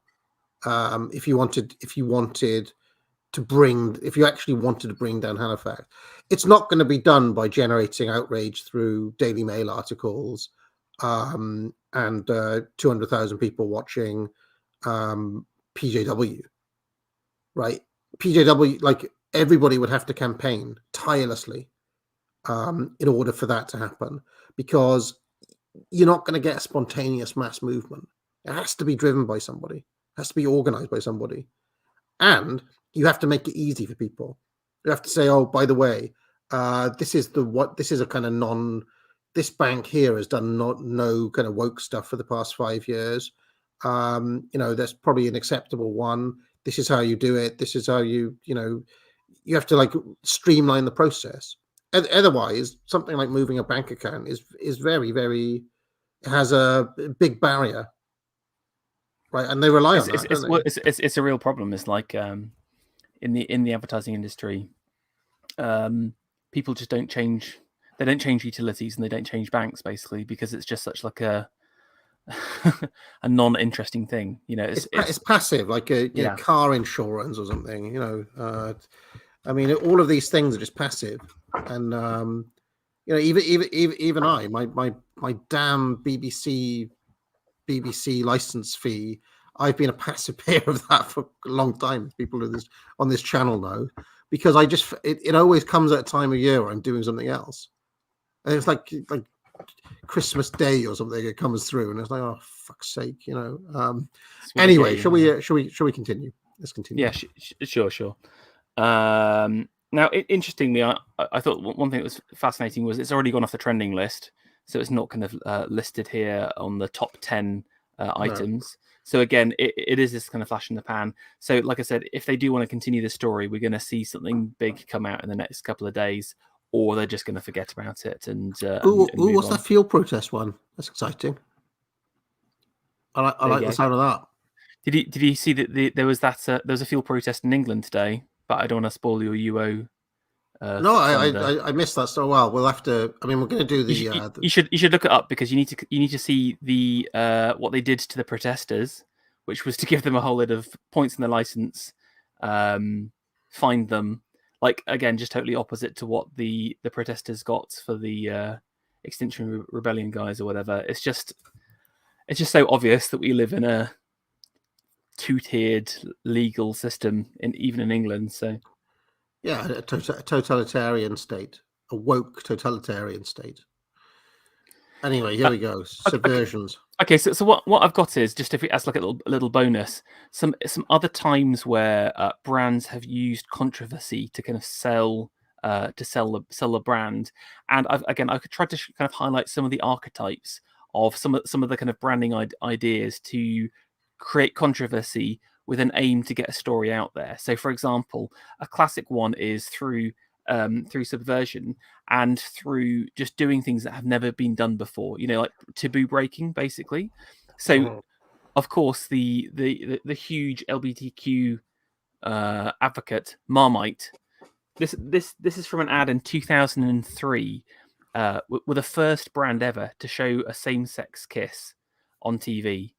And again, it's just like it does. The classic Burgers comic or whatever. This is sort of where stuff comes about. It's not. Well, in this case, it is actually about selling Marmite, but they're trying to do the most outrageous thing possible, so they'll get coverage or they'll get people to share it. They're going to get a whole lot of like die-hard fans that will advocate for Marmite, etc. But fundamentally, like how does this relate to Marmite itself? Not really. It's you got to see it as a vehicle to get more coverage or to get more PR columns.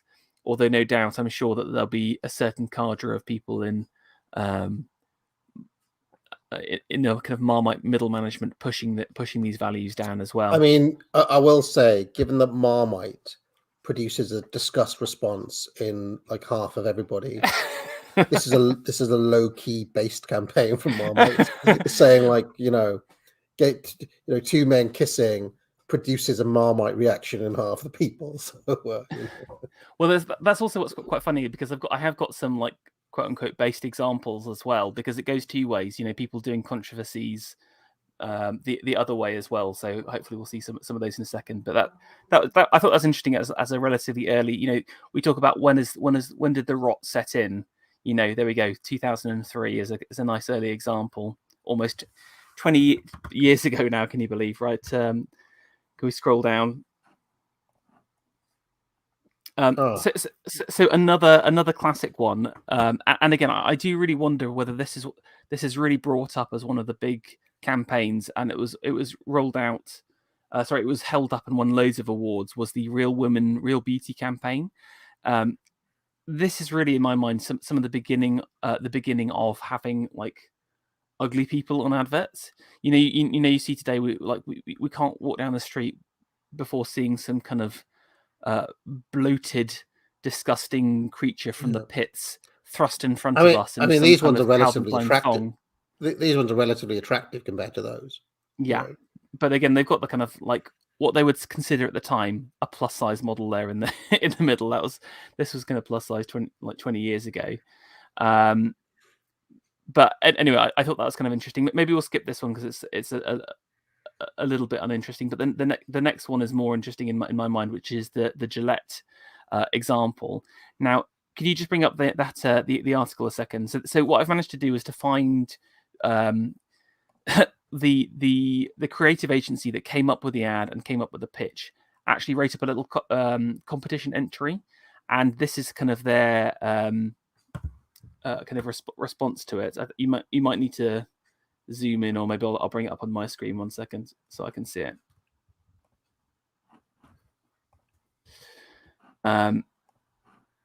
So yeah, if you scroll down a bit, they've got a slide called like "We Believe." Keep going down. So we've all seen the adverts. So I'll just read it again here. So the brief. So like I said, the brief for this advert was to make Gillette relevant to Gen Z and younger millennials by redefining the best a man can get on the 30th anniversary of the iconic tagline. So the execution. If you turned on the news in 2018, it was hard to argue that men were at their best. No comment on that. Men's behaviour was a spotlight never before, and while women had brought attention to the issue of the Me Too with the Me Too movement, men had remained silent. We wanted to provoke a much-needed conversation among men and force the issue to the surface. We partnered with renowned director Kim Durig to create a film that would get guys to sit up and take notice, and to trigger a dialogue on the issue. So can you see? So there's a couple of things already in their kind of thought process. They were tapping into trends that were going on in the marketplace. So they saw Me Too. I can imagine the creative meeting. One of the guys would be like, "Oh yeah, Me Too's hot right now. How can we bring Me Too into Gillette?" Well, again, we're going to create, this video trying to redefine masculinity. But again, see how you got to understand how these guys think about things. They're talking about creating much needed conversation. We want to trigger a dialogue. It's all about getting people to speak about stuff. And how do you do that? By creating controversy. Now, again, look at some of the success metrics there as well, in terms of like how do these companies think about what a successful controversial campaign looks like. It's the number one trending topic on Twitter. Over 15 billion impressions with only 5 hours of paid media. So that's an impression is like an advertising view or a video view. So according to them, 15 billion people saw the Gillette ad. Third most Googled search term in the US. 110 million worldwide views for the ad. 70% of millennials and Gen Z responded positively to the spot. I mean, I can't believe that. That must have been a BS poll. But anyway, this is all tied into what works. How do things work, and was it successful? And again, in our minds, this advert was a total nightmare, but it got a lot of eyeballs on it, and certainly in their minds, they would consider it to be successful. So again, I thought that was an interesting little example. Any thoughts on that at all? Well, I mean, obviously they haven't mentioned all the thumbs down and all that stuff, but of course that seemed important in 2018, but in the rear view mirror it doesn't feel important at all. And I think that the dialogue part goes back to what I was talking about, dialectics and no dialogue. Do you remember that video I made? Yeah.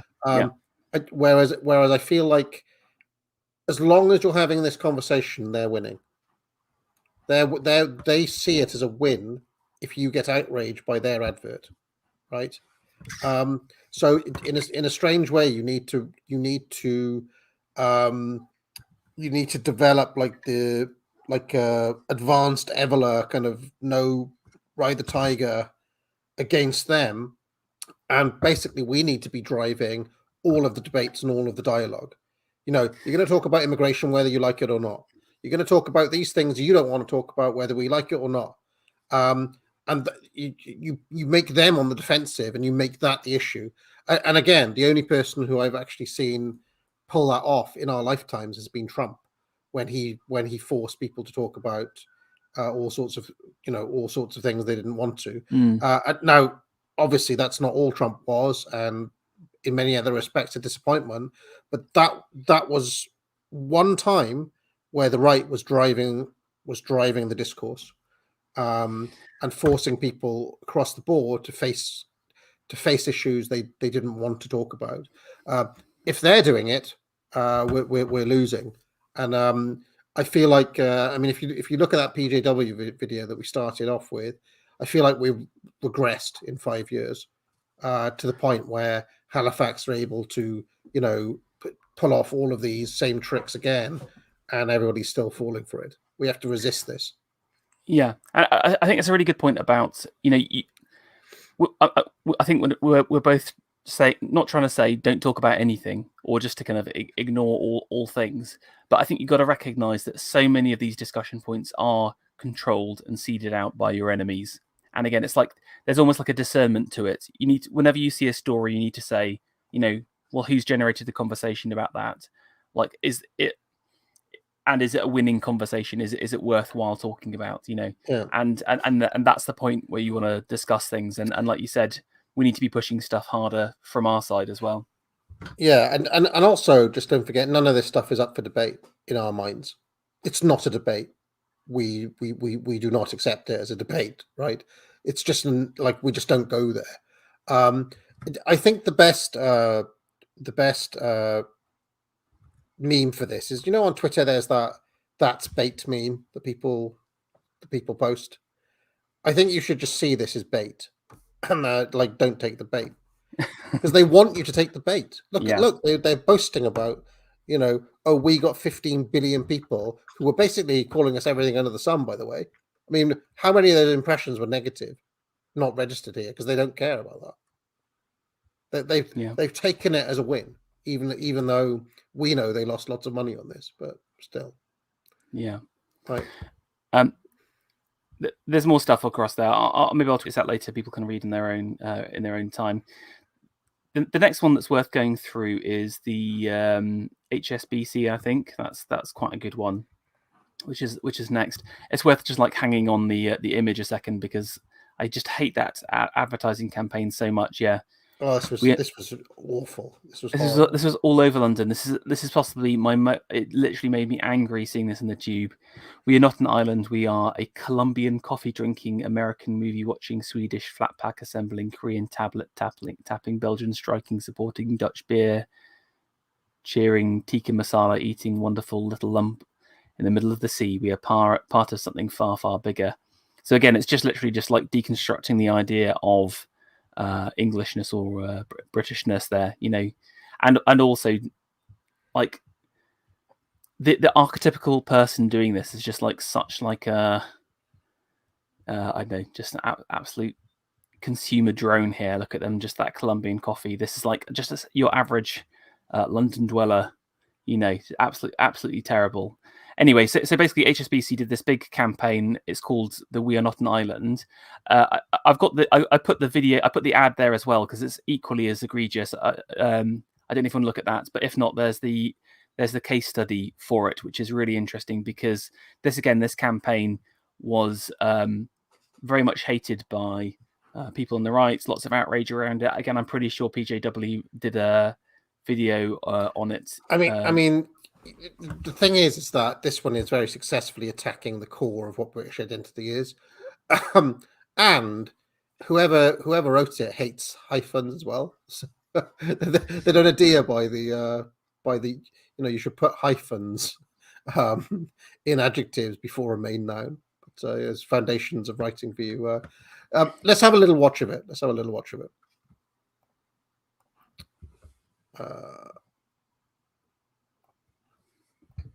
Hopefully it will play.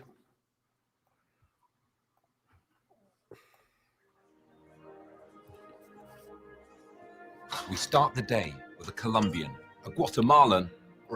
I'm very disappointed that Richard Awadi is in this. I kind of liked him back in the day. No, he's just like a sellout. He's literally just like very disappointed. He's so lame. I mean, automatically listen to the background music. It's Elgar, isn't it? So again, it's kind of like trying to have this kind of faux British undertones to it. But again, the subversion has just begun. How dare you take Elgar and do this? A piping hot Costa Rican.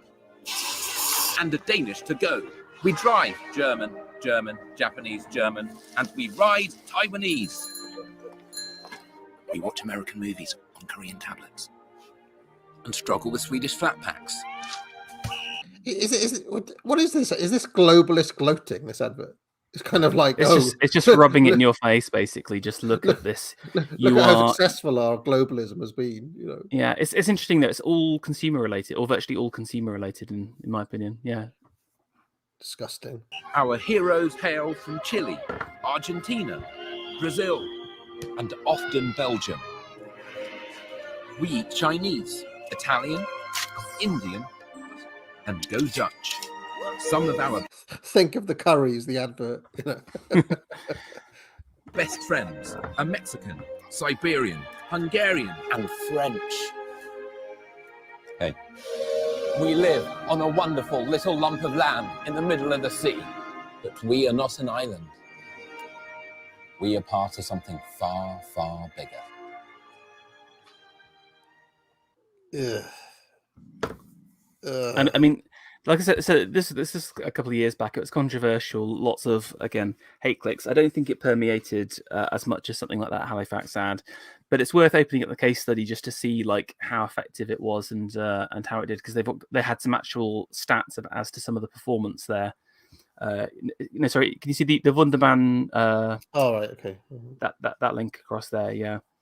So if you just scroll, we have to read all of their horrific advertising blurb.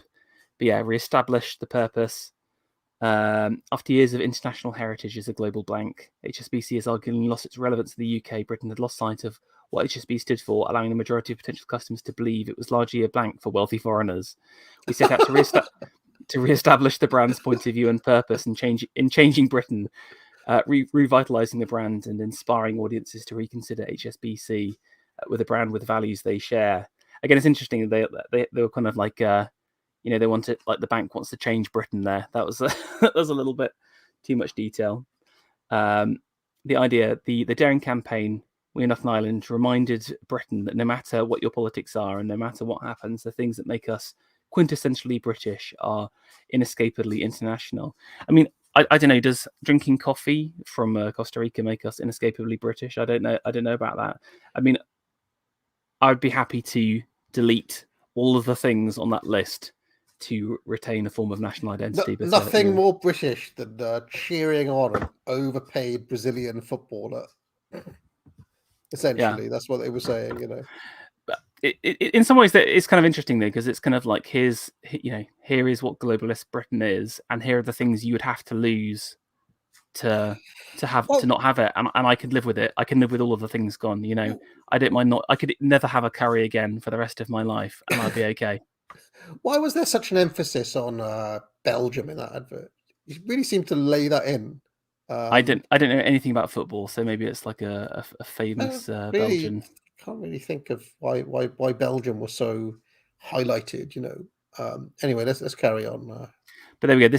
These are the major stats. So there we go. Growth.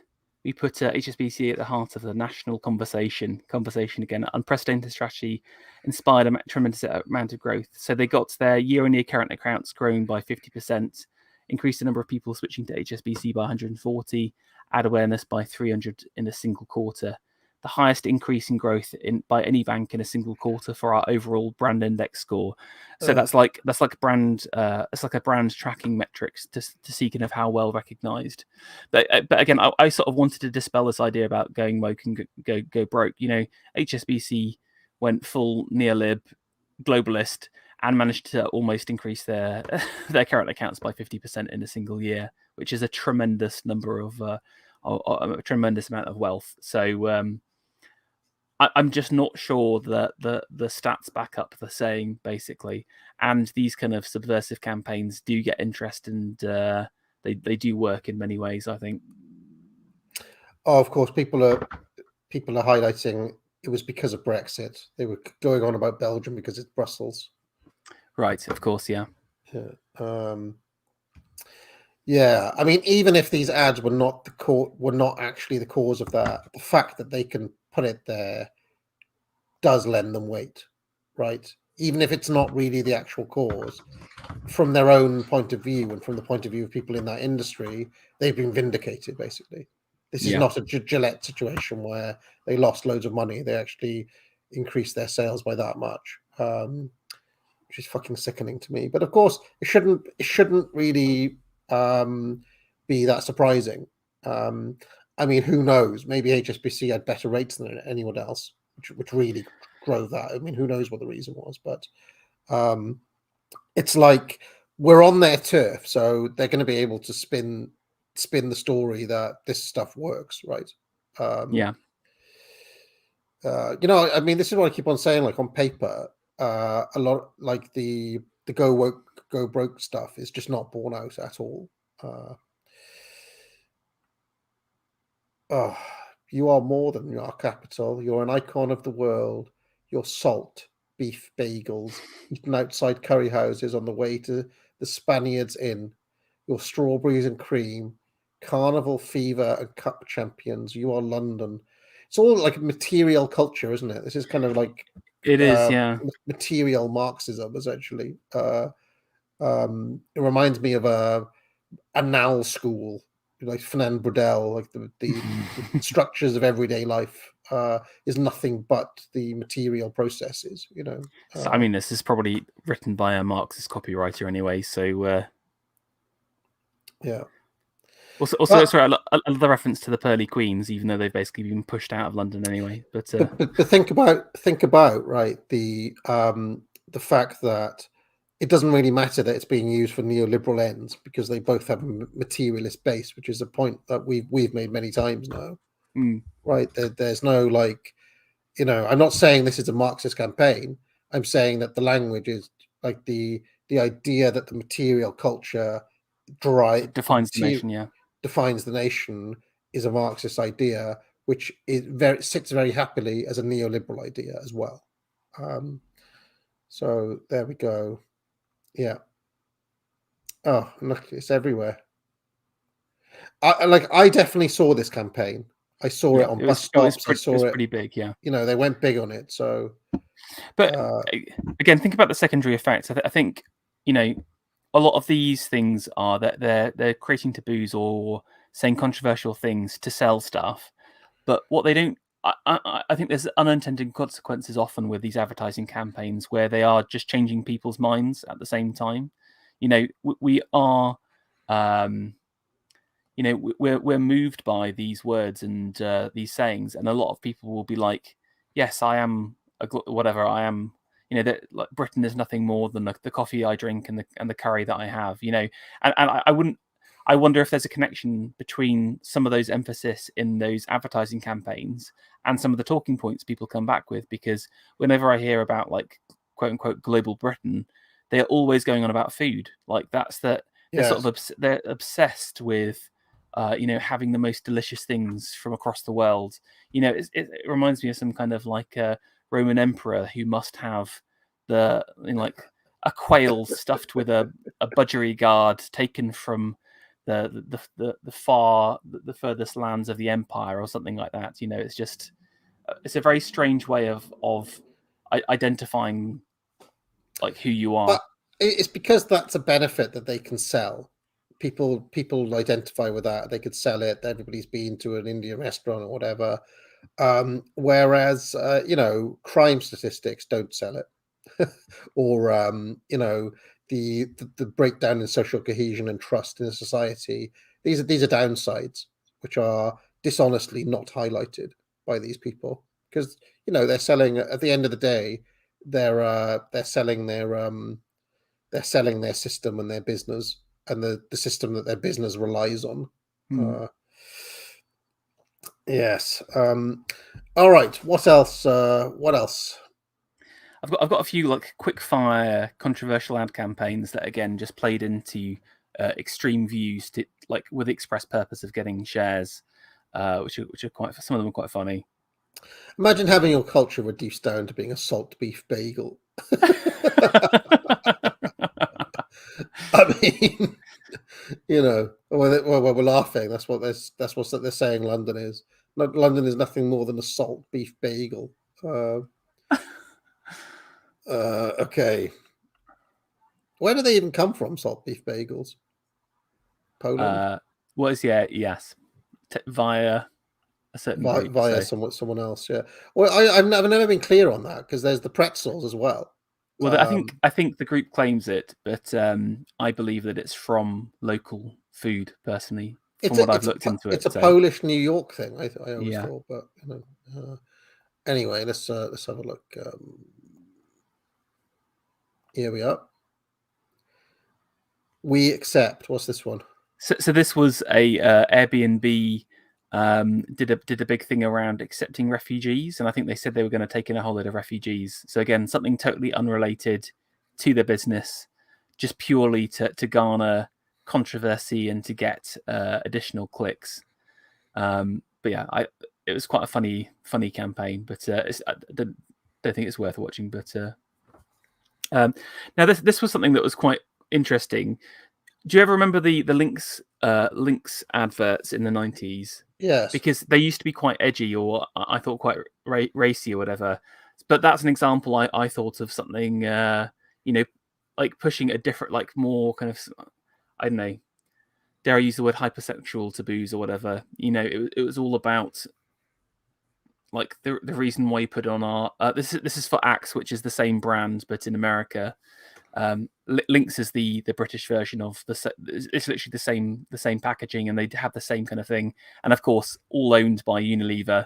It also just amuses me that Unilever had a bondage themed advert as well. Filth. Oh God, what's this now? This was for the United Colours of Benetton, which is again a clothing brand, which I think it took a combination of photos, but also like Photoshop stuff, to kind of like it was a part of their like unhate campaign. But again, it's just so like it's like, why are these companies pushing this kind of stuff? And again, the reason is like partly because both the agencies and the clients agree with the values that underpin this, but also they're purposely just pushing stuff out to get hate clicks. I love the fact that kissing Angela Merkel is considered to be the same as a gay kiss. That is actually a great shout. Yeah, that's Sarkozy, isn't it? Nicolas Sarkozy. Yes, yeah. Oh God. I mean, I was surprised. Is that the old Pope, Benedict? I'm surprised he didn't sue them. This is a really bad thing to do to to the Pope, especially to that Pope. I'm sure the others will have. I mean, that's the North Korean. That's old Kim Jong Il. Yeah, it's very. I think it's just the whole campaign's very unsavory, but they don't care because again, that was heavily shared. And Is that Netanyahu?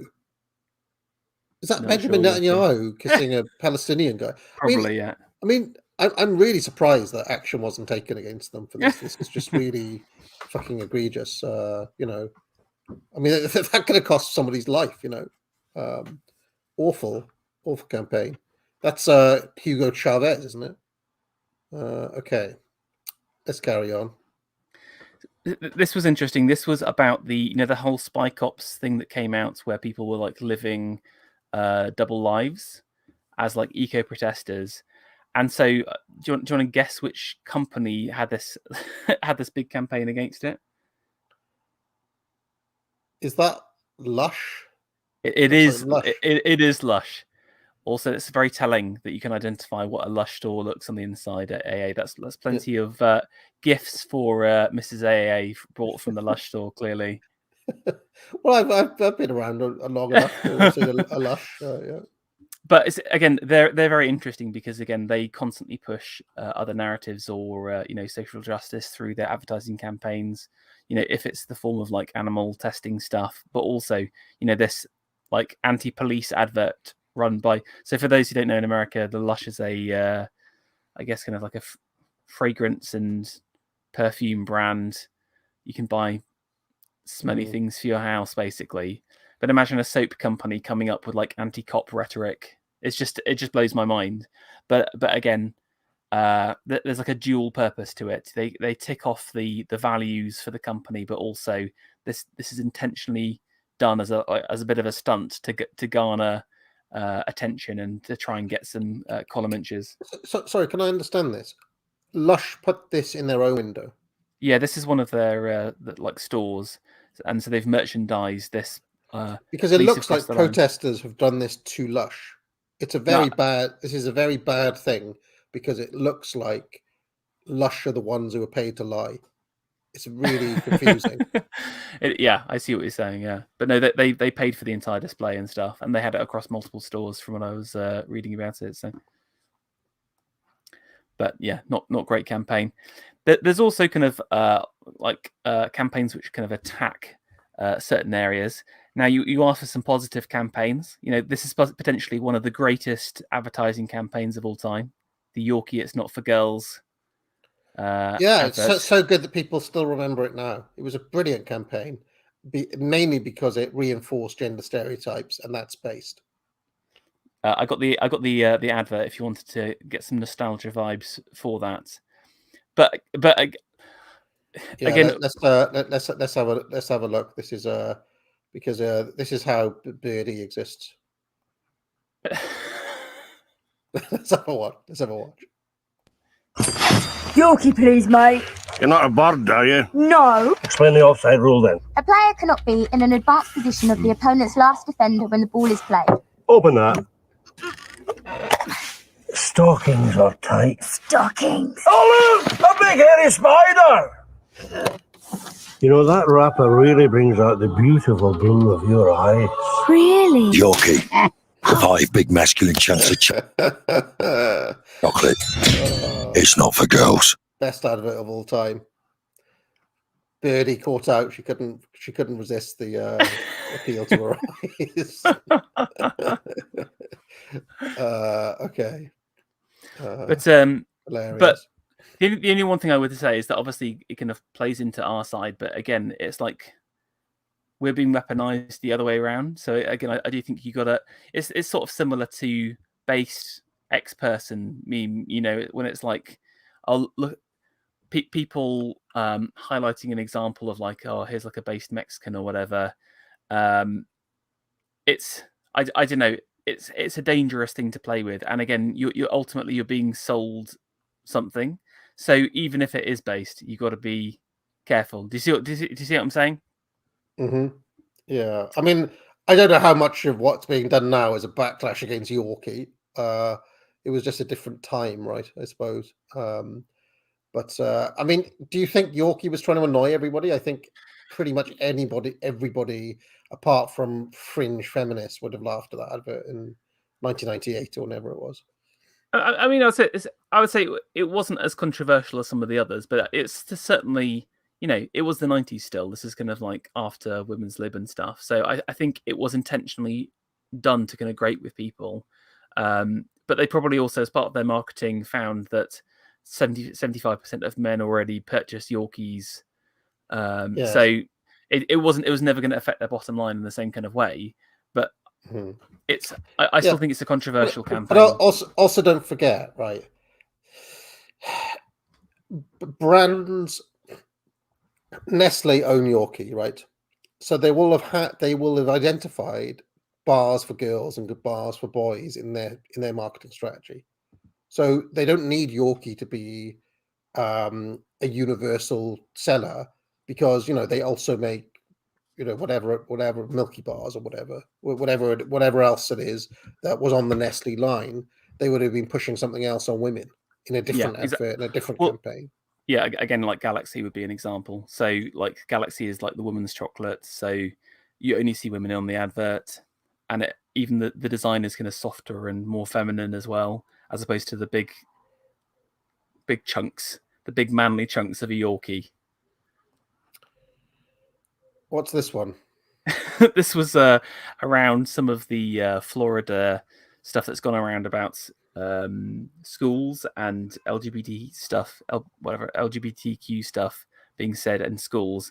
And so as a protest to that, some people invested in a big advertising campaign encouraging people to say gay.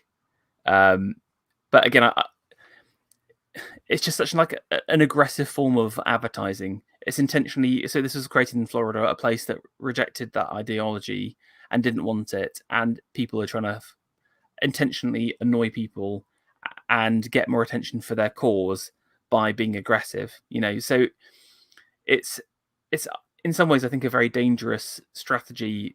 PR stunts can often go wrong and annoy the wrong people. So for Halifax, I think they're relatively safe because because of their monopoly position. But stuff like this, I think, is much more dangerous, and you can end up in a lot of trouble. No Democrat would put their name on it. Look. Yeah, exactly. Hilariously, yeah.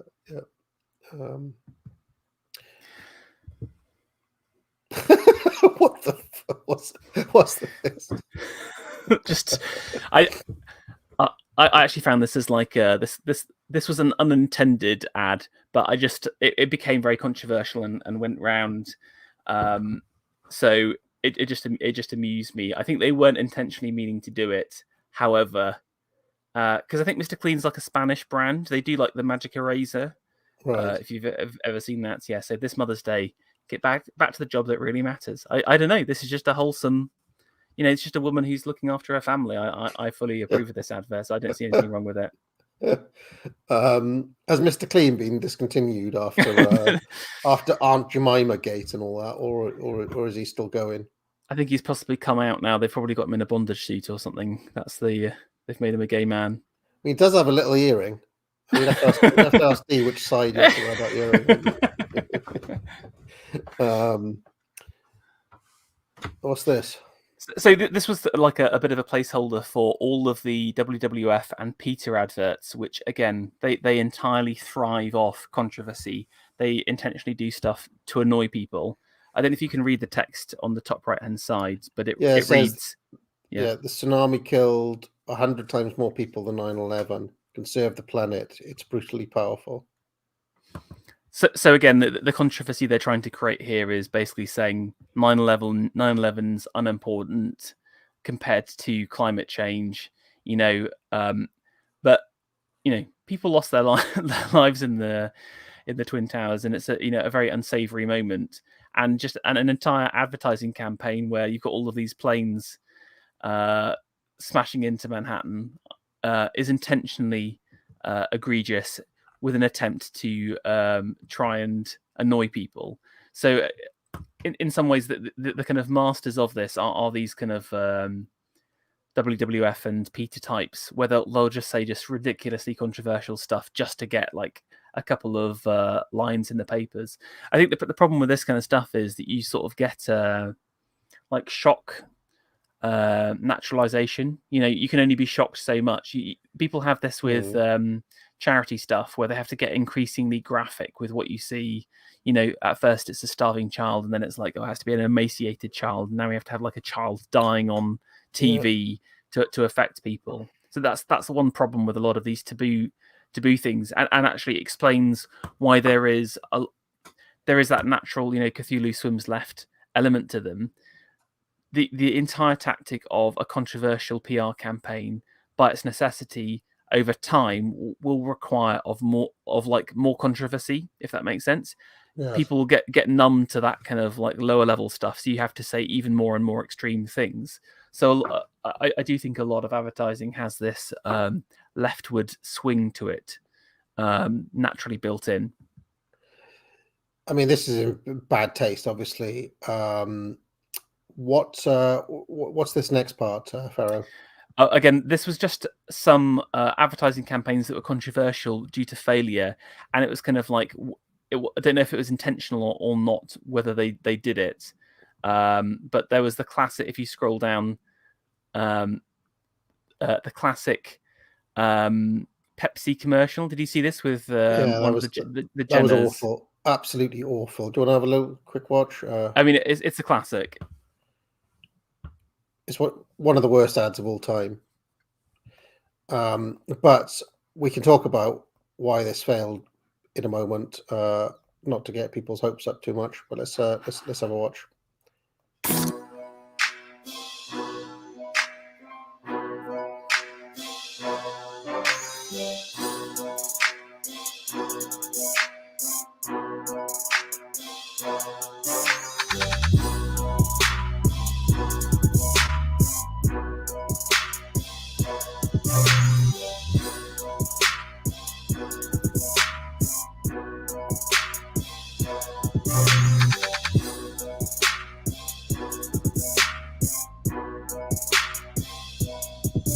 Oh, this is so hideous, Pharaoh. It's so hideous already, but let's carry on.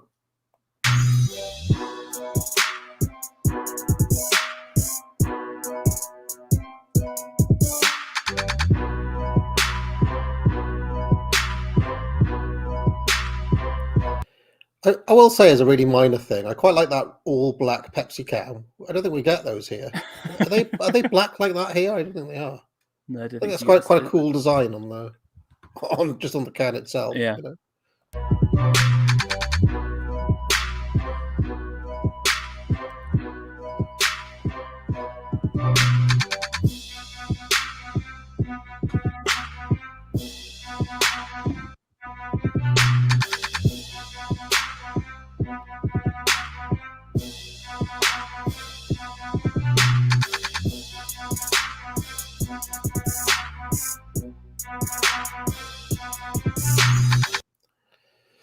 These people ever stop going out to protest, or they do they? No.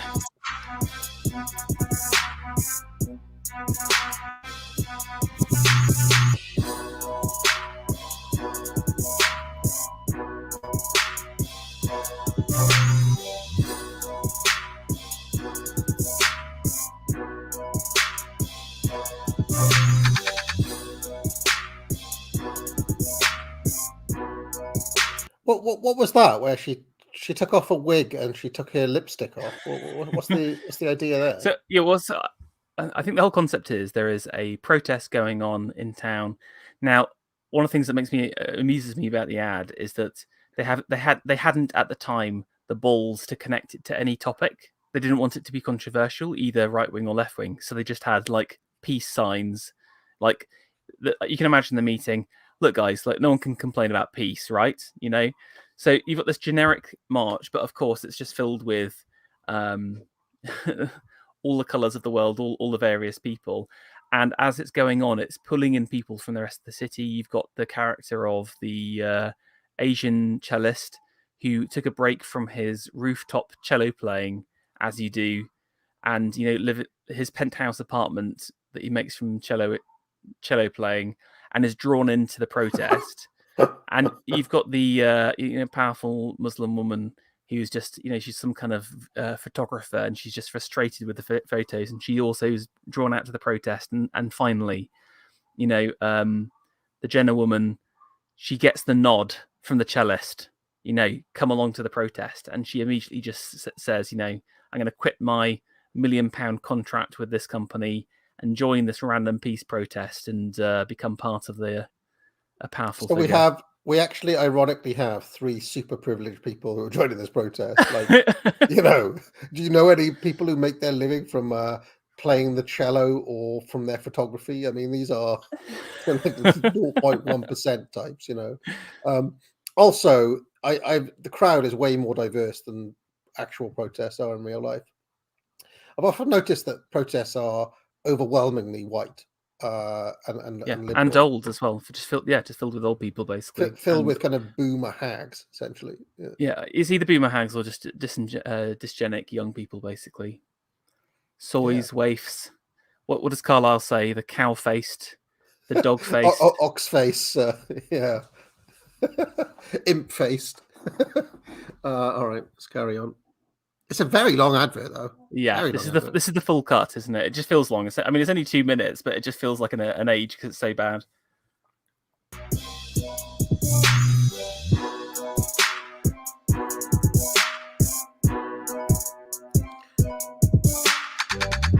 Should pick the blue can, uncool. Should pick the black can.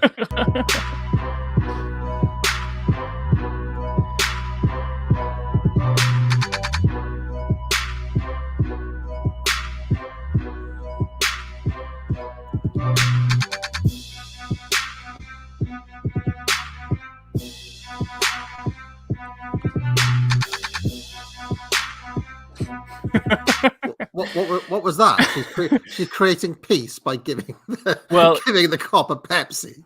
I think it's harking back to like hippie protests where they would put flowers in the guns, etc., or get the police to respond.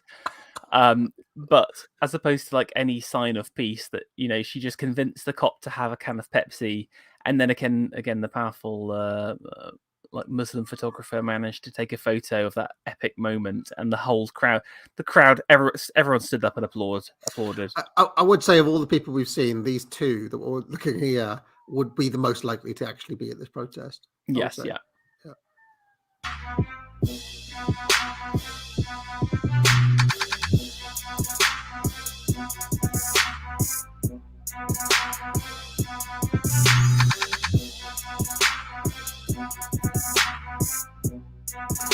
I mean, I would say this is a very thin America, isn't it? It's kind of reimagining of a kind of diverse, good-looking. Not one of those cops was part of the Donut Squad, for example. And not. I mean, where are the 20-stone blue-haired feminists? Here. That's what happens when you have a diet purely based on Pepsi Cola. So, and there's no way this guy would be there. He's just too cool to be in this scene, He's just all right. Terrible advert, fucking terrible. But yeah, I mean, this was so you can end up having controversies just by accident, as opposed to like intentionally doing stuff. But then again, you can still kind of get PR capital off the back of it. And Pepsi, Pepsi had to do a big recanting of this and apology, so that was a failure. But that's because they pissed off the vocal minority, woke organized minority, not because they pissed off any right wingers. Yeah, it's because they annoyed the power base. Yeah, because it wasn't woke enough.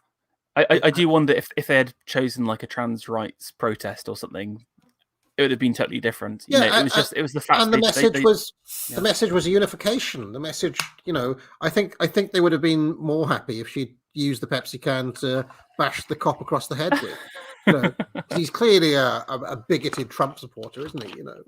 Yeah. So not polarizing enough. Yeah. Too unifying, Pepsi. No one is happy all the time. What's this?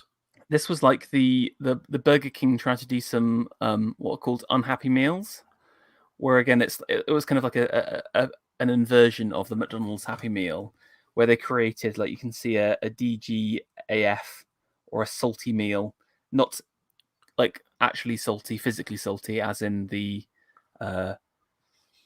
someone who has their bile up.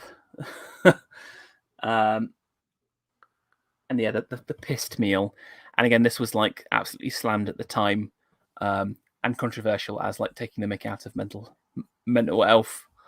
But yeah, it was a terrible campaign, awful. This was quite funny. Based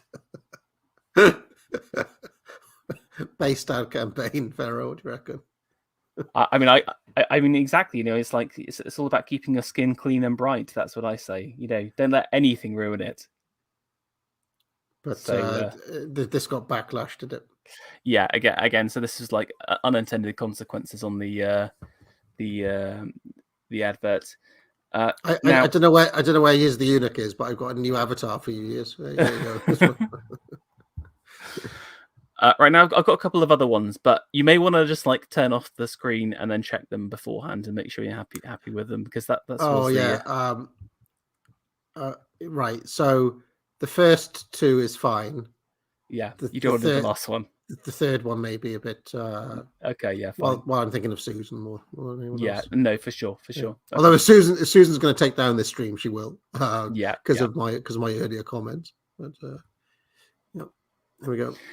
Now, this was an interesting in terms of like creating controversy. So this was from Protein World, and again, like a small startup brand in the UK, like an online protein seller, and they basically created a series of billboards.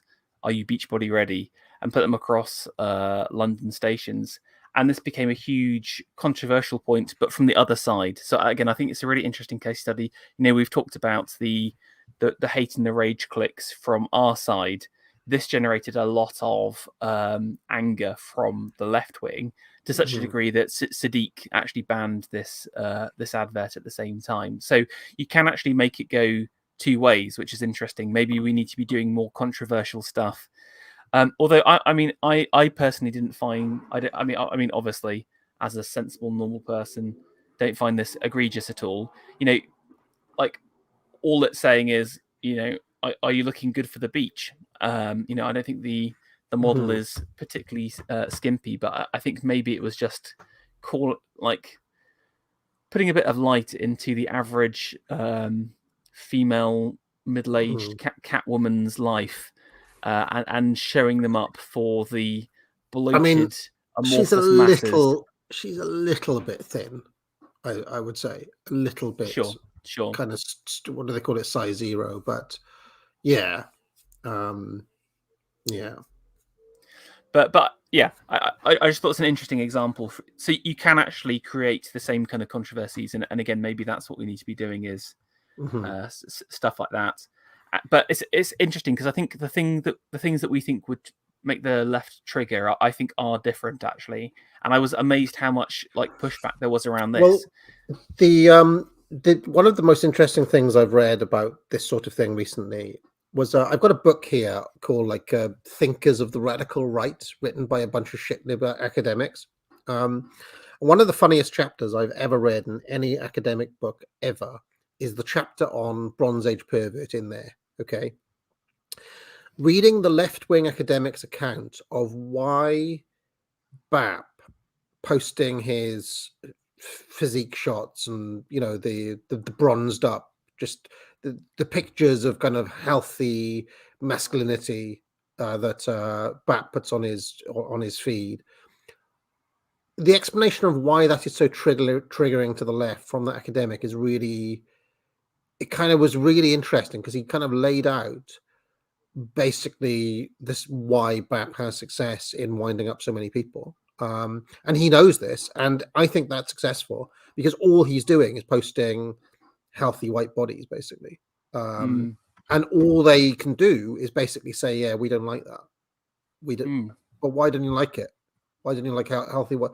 Oh, yeah, because we're for ugliness. We're for, you know.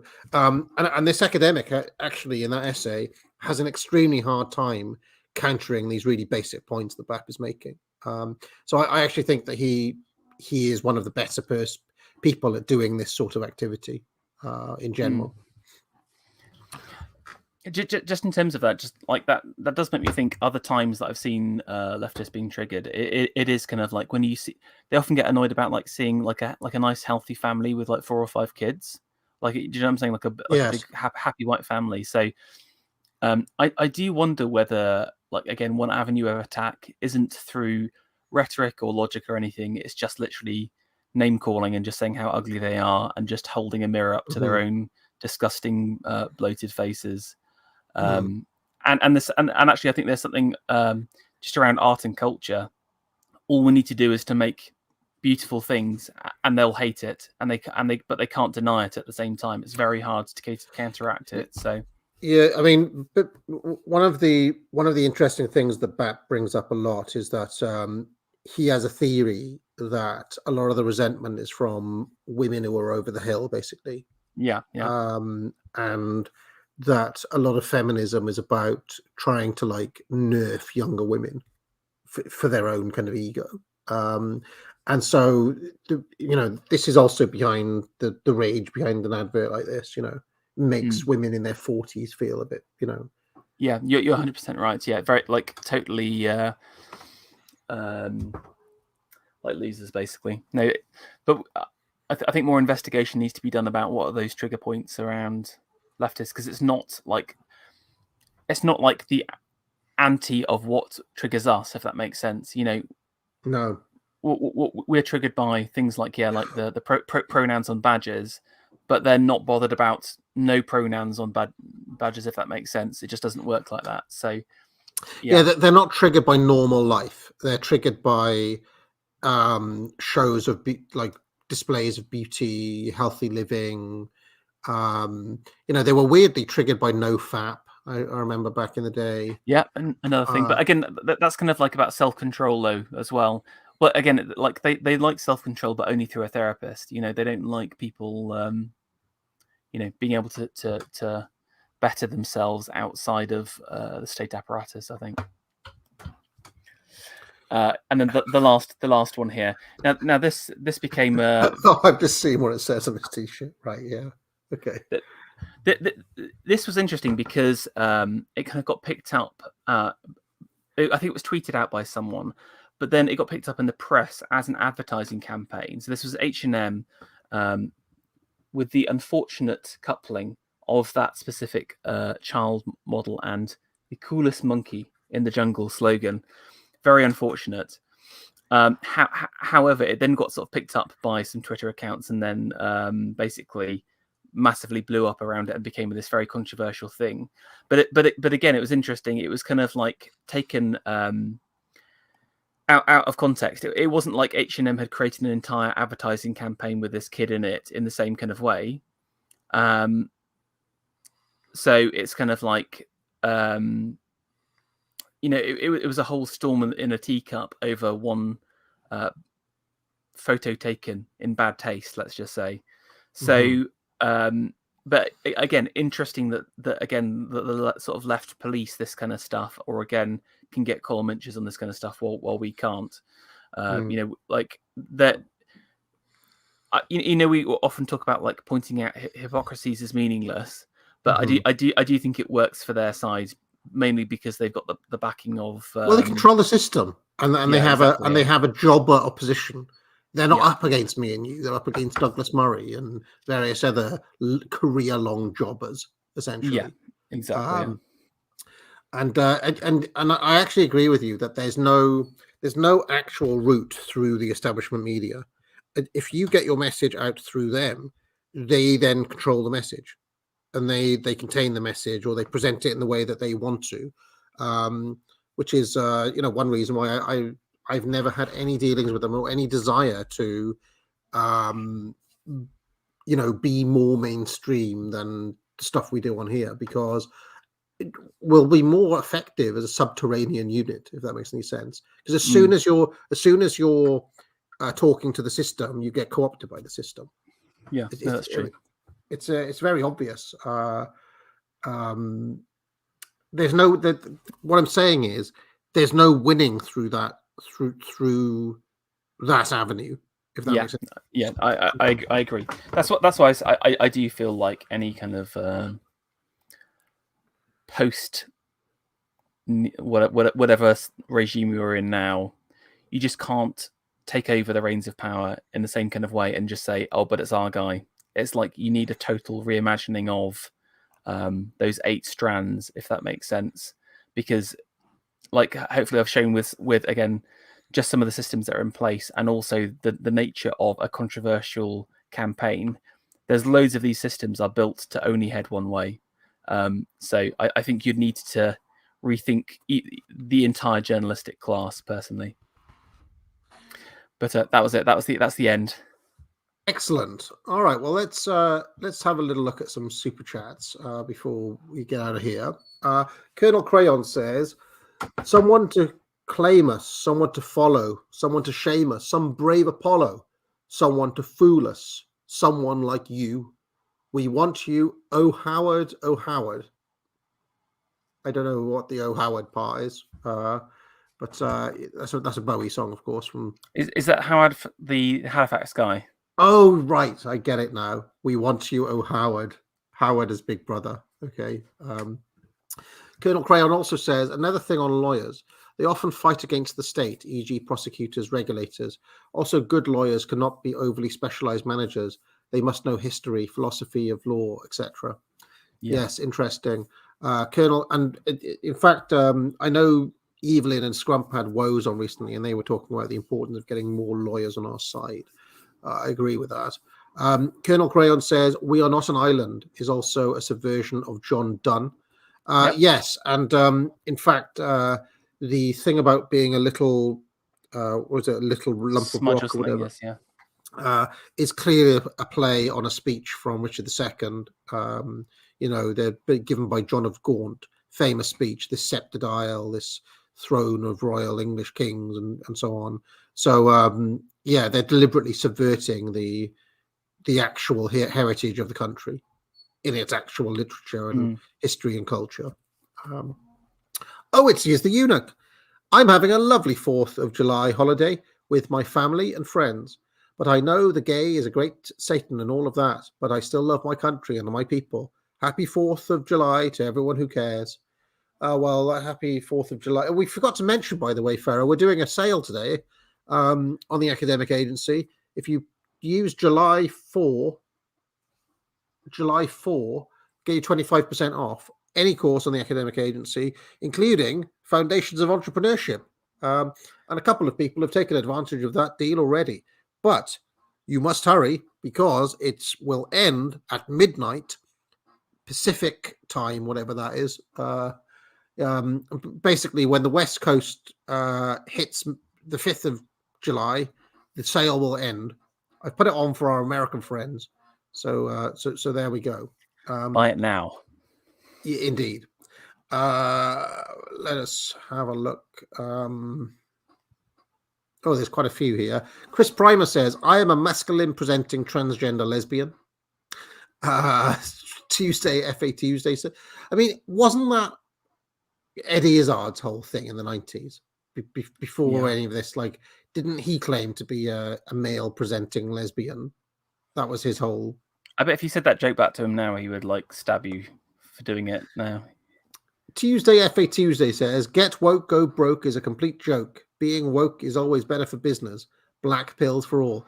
I'm not sure if it's better for business, Tuesday, FA Tuesday. I just think that they don't care. There's no, as Thomas Sowell would say, there's no real material feedback. And even if there is, they don't care because they're big enough that they face no consequences at all. Just on that, I think there is certain times where it does make sense for them to go woke. So, for example, that Dove commercial, they had a very specific demographic, which was middle-class white women, and they were trying to branch out for that, tapping into kind of new ethnic communities in England. So having those additional, like a quote-unquote diverse cast, and also the diverse cast of bodies allowed them to pick up a huge audience. Like, that was one of the most successful campaigns of all time, because they were able to say, look, our audience is only this small, we can massively grow it. The problem is, it's kind of like they're always going to be reacting to things down the line. So, for example, the immigration law changes. All of a sudden, Britain isn't as homogenous as it was beforehand. All of a sudden, you need to change your adverts to tap into those new markets. So again, this is another case where the kind of culture or the advertising material is being led by the law, I think. So I do sometimes have sympathy for it. Certainly back in 2004, they were thinking more financially, but just like you said, there are more monopolies than ever, in my opinion. And because of that, there's less risk and there's less feedback loops. And because of that, people just go with their personal ideological visions as opposed to profit-driving exercises. Liberalism is a acid that dissolves everything that you'll ever love, and it will continue its work unchecked pretty much until the time comes to clear them out. Imagining that you can stop this from within it is trying to go against its own logic. It's like trying to stop an avalanche when it's in the middle of the mountain, if that makes any sense. Yeah. It's already got its own momentum and logic, what I'm saying is essentially backing up the point you made earlier on, Pharaoh. It will take a complete reimagining of the whole system, and it will be something else. And it will take tremendous force and bloodshed. Port Film, and to imagine it won't, is again Away with the Fairies. Port Film Co-op says, great guest and subject. He has his head around it. Well, thank you very much, Port Film Co-op. I agree. Ferro is a great guest. Qualia says, if you had to rank these professions in terms of being on your side, what would be the order, best to worst, or worst to best? Soldier, engineer, lawyer, artisan, and mechanic. I think many. I mean, it's unarguable that many soldiers are right wing. Yeah, the squaddies are. You'd basically have to kill the officer corps. That's what. Yes. I mean, yeah, you need a purge of the officer class to win back the army. Engineers, I mean, they're the most posed, I'd say. I mean, there are a few. I mean, engineers are logically minded, though, so you do get the occasional. But they're also science-loving soy boys. Right, hate to see it. Like, because so much of their work is just being on a computer, just doing CAD these days, or just doing models in Python. You know, you don't actually. Because I think there's a loss of physicality in the engineering profession, which naturally, and also the kind of scientism nature of it as well. Like it tends to pick up the kind of big scientism peoples. I mean, I think maybe it's changing, but I think relative compared to those other groups, they're the most managerial as well. So they're the worst, in my opinion. Yeah. Poe yet again owned. It's just relative to these. I mean, it's quite. All of these people are quite naturally based. I would say anything that's like hands-on, physical, where you have to interact with people. And you're confronted with the depravities of life. The soldier, the mechanic, the artisan, the lawyer, the engineer. Yeah, I'd say so. Yeah. Yeah. I put the artisan below the mechanic because, I mean, at least around here, you can get an awful lot of pretty woke artisans making designer kind of homebrew beers. And it depends what you mean about artisan as well. Yeah, like does a small, like, I don't know, like a machine shop, for example, I would consider to be an artisanal practice, you know, where you have to do lathing, etc. So, and there's tons of them in the north still, loads, and they tend to be very based. But you're right, your craft beer. I mean, I've seen some genuine, like actual basket weaving brands and stuff like that are very woke. So. Cairo Skouras says, what are the chances Howard was paid by Halifax to do those interviews? Hard to say. Yeah, I think 50-50, I'd say. Yeah. I think the chances are low, personally, but that's just me. Drongo says, Halifax, I believe, is a city in England, somewhat akin to Durham. I will go to Halifax and eat Halifax pie with Lord Halifax in Halifax Cathedral. It's also based in Canada, isn't it? So you can do that. Most people know Halifax is not a bank, by the way. It's a building society. Sorry, yeah. Enlightened Despot says, do you find the bucket list the very epitome of materialist mindset? No surprise they equate diversity with cuisine. Yes, the bucket list. It's the extremely boomer truth is the bucket list. Extremely boomer truth. Do you have a bucket list, Farah? No, but I do. I think a better thing is when you were asking people about if you had whatever one day to live, what would you do? I think that's a much nicer test of things you want to do. I think the bucket list is again like what hedonistic pleasures can I achieve before my inevitable demise, and the things I'm interested in cannot be acquired in that kind of way. You know, I'm interested in.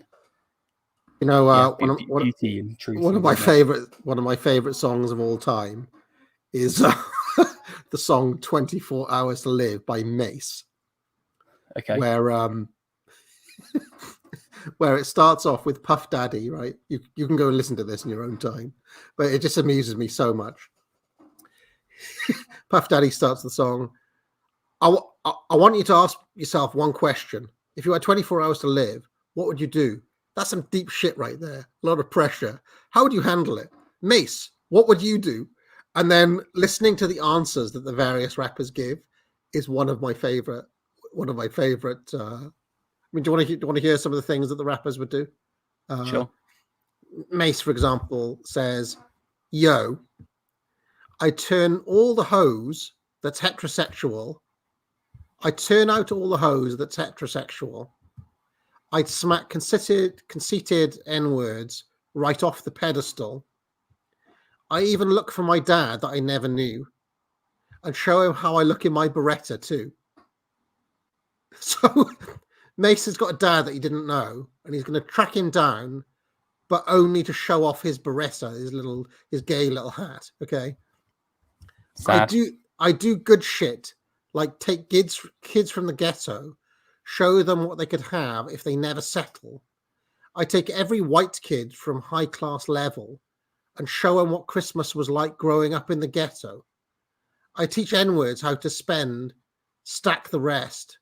I'd give blunts to the N-words under massive stress. I'd give every bum on the street cash to invest and hope Harlem would blow up. That would be my last request. So that was what Mace would do, right? But then the answer of one of the members of the Locks, in my opinion, trumps it. He says, yo, if I had 24 hours to live to kick the bucket, fuck it. I'd probably eat some fried chicken and drink a Nantucket. Then I'd go and get a jar from Branson and make sure I leave my mother the money to take care of her grandson. So there we go. I just love that the first that's thing heartwarming there. I just love that he'd go and get a massive bucket of Kentucky Fried Chicken. So, it's just yes. Anyway, let's carry on. Maven Politics says our soap is made from dead pigs. Lush. Is that true? I don't know. Maybe. RCW says always enjoy these ones. And Big Nig 420 yay says happy 4th of July, friends. Time to go crab fishing and light off some fireworks. So there we go. It's a big deal over in America, July the 4th. If you ask me, it was a tragedy that we unleashed the nation known as the USA upon the world. And look what the whirligig of time has reaped, Pharaoh. Look at the tragedy it has brought upon the world. So we only have ourselves to blame. We only have ourselves to blame for the elites. The elites of 1776 have a lot to answer for. King George, you're a corrupt fuck, and he really is to blame for so much of what has happened. Darth Kilhoun says, for the military, you will have to clear out half of the officers, half of the enlisted in non-combat MOSs. Right-wingers go almost exclusively into combat arms, like myself as an engineer soldier. Yeah, and the Marines are very, very heavily read as well, I saw, famously. Pharaoh, anything you'd like to promote before we get out of here? No, just check out the course. It's in the description. The first two videos are free, so you can get a little taster. So I recommend just take a look and see if it's for you. Some really interesting stuff. Now's a great time to be looking to start your side hustle. Apart from that, I'm streaming regularly on something totally different on my art stream. So if you're interested in art and arty stuff, come along there. Apparently, a Beretta is not a hat, but a gun. It's a gun. Yes, yeah. So Mace wants to find his dad and show him his gun. No, I think he wants to kill him. I think he's implying that the father that didn't bring him up, he would find revenge against him. Oh no! He wants to kill his old man. Well, I mean, he wasn't there for him, so it's a tragic story. I think Mace later found God, by the way, and turned his back on all of that. By the way. Oh, well, I'm glad, but he's still eating fried chicken. Hopefully, that's what I'm. I thought a Beretta was a hat all these years, so that's completely changed that verse around. Has made it a lot darker, actually. Made it a lot darker. I thought he just wanted to show off his Ponzi. Well, it's very out of character for Mace. It's very out of character for Mace, because if you listen to other Mace songs, he's like, I went from Helly Hansen to many mansions. He's always just talking about bling and stuff. He doesn't really talk about killing people. So sad. Yes, and speaking of the courses, just a reminder: if you use July 4th or July 4, the code July 4, get you 25% off. But it's just for today, up until midnight Pacific time.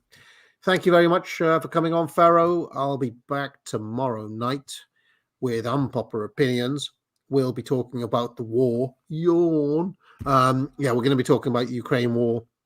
Developments there. We're also going to be talking about the Dutch farmers' protests, which are actually gaining momentum, and they've actually been joined now, Pharaoh, by non-farmers, by many other plebeians, truckers, and so on. So, I think this is the biggest anti-regime protest in the last 10, like I don't know. I mean, years. we have to give our support to the farmers, and I have to play 100%. Them a special.